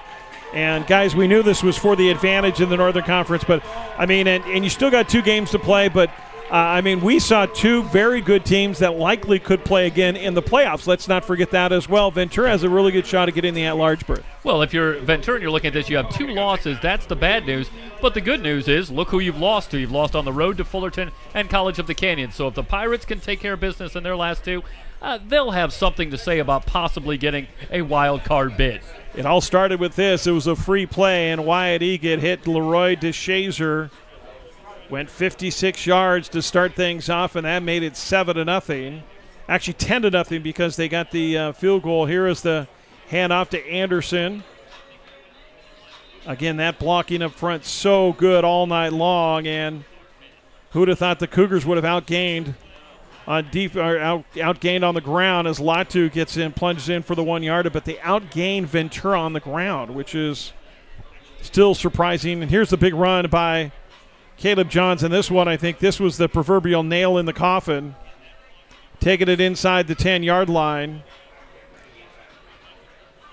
And then a little bit of a sneaky move to set up the touchdown here for Wyatt Egan. You see everybody, you see the sidelines just excited about this. This is a game they wanted so badly. Jesse, we've been covering this all year long, and that's the most excited I think we've seen the Cougar team. And not like they haven't got excited, but they were thrilled, and they're thrilled about this win because, you know what, even though they've beaten other teams, this is the game they really, really wanted to win, and this is the one they've been working very hard for. Sure. To a man around the facility, there was just a different sense of energy, a different sense of excitement coming in tonight. I mean, the guys get excited for every game, but this one was special. And I think it's you have to say at this point, they've got a new king of the North. I think at this point, Pirates have been toppled at least for the time being, and now it's College of the Canyons. The long winning streak continues, and an emphatic victory here tonight. In a year without Game of Thrones, Jeff Stoynoff, well played. I've missed it, so it's had to bring it back a little bit. As has everyone else. The Cougars outgained Ventura on a total of 407 yards to 267 yards. Meanwhile, passing, the Cougars had 203 yards on the ground. As we mentioned, rushing, 204 yards for the Cougars, only 181 yards rushing for Ventura. Again, we want to thank our sponsors, AV Equipment Rentals, the right tool to do the job right on Railroad Avenue, Consumers Furniture, 39 years here in the Santa Cruz Valley. Check out their anniversary sale this week in Salt Creek Grill. Best Sunday brunch in town. Sage Staffing, taking care of all your temporary staffing needs. Vista Canyon and a Chick-fil-A Valencia Town Center now open till 11 o'clock and on Monday through Saturday. Jesse, final comments on how big is this win for the Cougars? Oh, this is huge. I mean, this was circled on our calendar all year long. Cougars came in, they did what they wanted, met all their goals, executed on the field. But like I said, it's back to work on Monday. 2 more regular season games to close things out. And this is a team with bigger goals in mind. We talked about this last week. The conference championship is always won, but I don't think there's a player that steps onto the field or into the facility without the goal of a state championship in mind. You know, the thing is, you can see the camera right there. You see Andrew Brito. How much does this mean to him? And then that's Demarius August right there as well. 2 knee injuries, severe knee injuries, and that shows you the depth. This is the most deep team that Ted Iacenda has had. It's not even close. I mean, 2-3 deep, like we talked about all night long in that defense. But you know, to have your star quarterback go down and to have a team and have a game like this is really makes a statement, Jeff. Yeah, the way that Egan has performed, not just tonight, but the last 3 weeks leading into tonight, just done a magnificent job, and that's one of the hardest things to do. But it speaks to the depth that they have, and in terms of the Pirates, you know, who would have thunk it? You can't turn the ball over 6 times in a game and emerge with a victory, and that's what happened to the Pirates. They did themselves no favors tonight, and College of the Canyons took care of the rest. Now, Mike, of course, you know, we forget the rankings because, quite frankly, they're not that important. But that being said, though, do we have a new team to beat in California JUCO football? Yeah, I think it is. I think in the South, undefeated COC. I think that's your one going in the SCFA playoffs. And we've seen some seeding issues at the end of the year. Obviously, that's going to come into discussion. It's a hazy situation playoff-wise in the South with some extracurricular at the top. So we'll see how everything unfolds. But Ventura, I don't think out of it just quite yet. I think if they show well in the final 2 weeks of the regular season, they can find themselves in as a wild card. The North has been pretty good this year, outside of a couple teams. But I don't know. I think Canyons right now, you can definitely make a case. The team to beat in Southern California. We still don't know that situation with Fullerton, how that's going to play itself out. But I think what Ted Iacenda has said, it doesn't matter. It doesn't really affect them at all. They got to play. They got to play week to week, and that's what we saw tonight. So again, don't forget 2 weeks from tonight, it is the College of the Canyons Cougars coming back here at Cougar Stadium to take on Bakersfield College. Until then, I'm Barry McKeever. Thanks so much to Jeff Stoyanov, Jesse Munoz, Mike Zepeda, Emery Johnson, as well as on camera tonight, Jorge Zepeda and Craig Wilmore. 31-7. The Cougars make a statement tonight. COC over Ventura. We'll see you next time. This has been SoCalCollegeSports.com. Good night.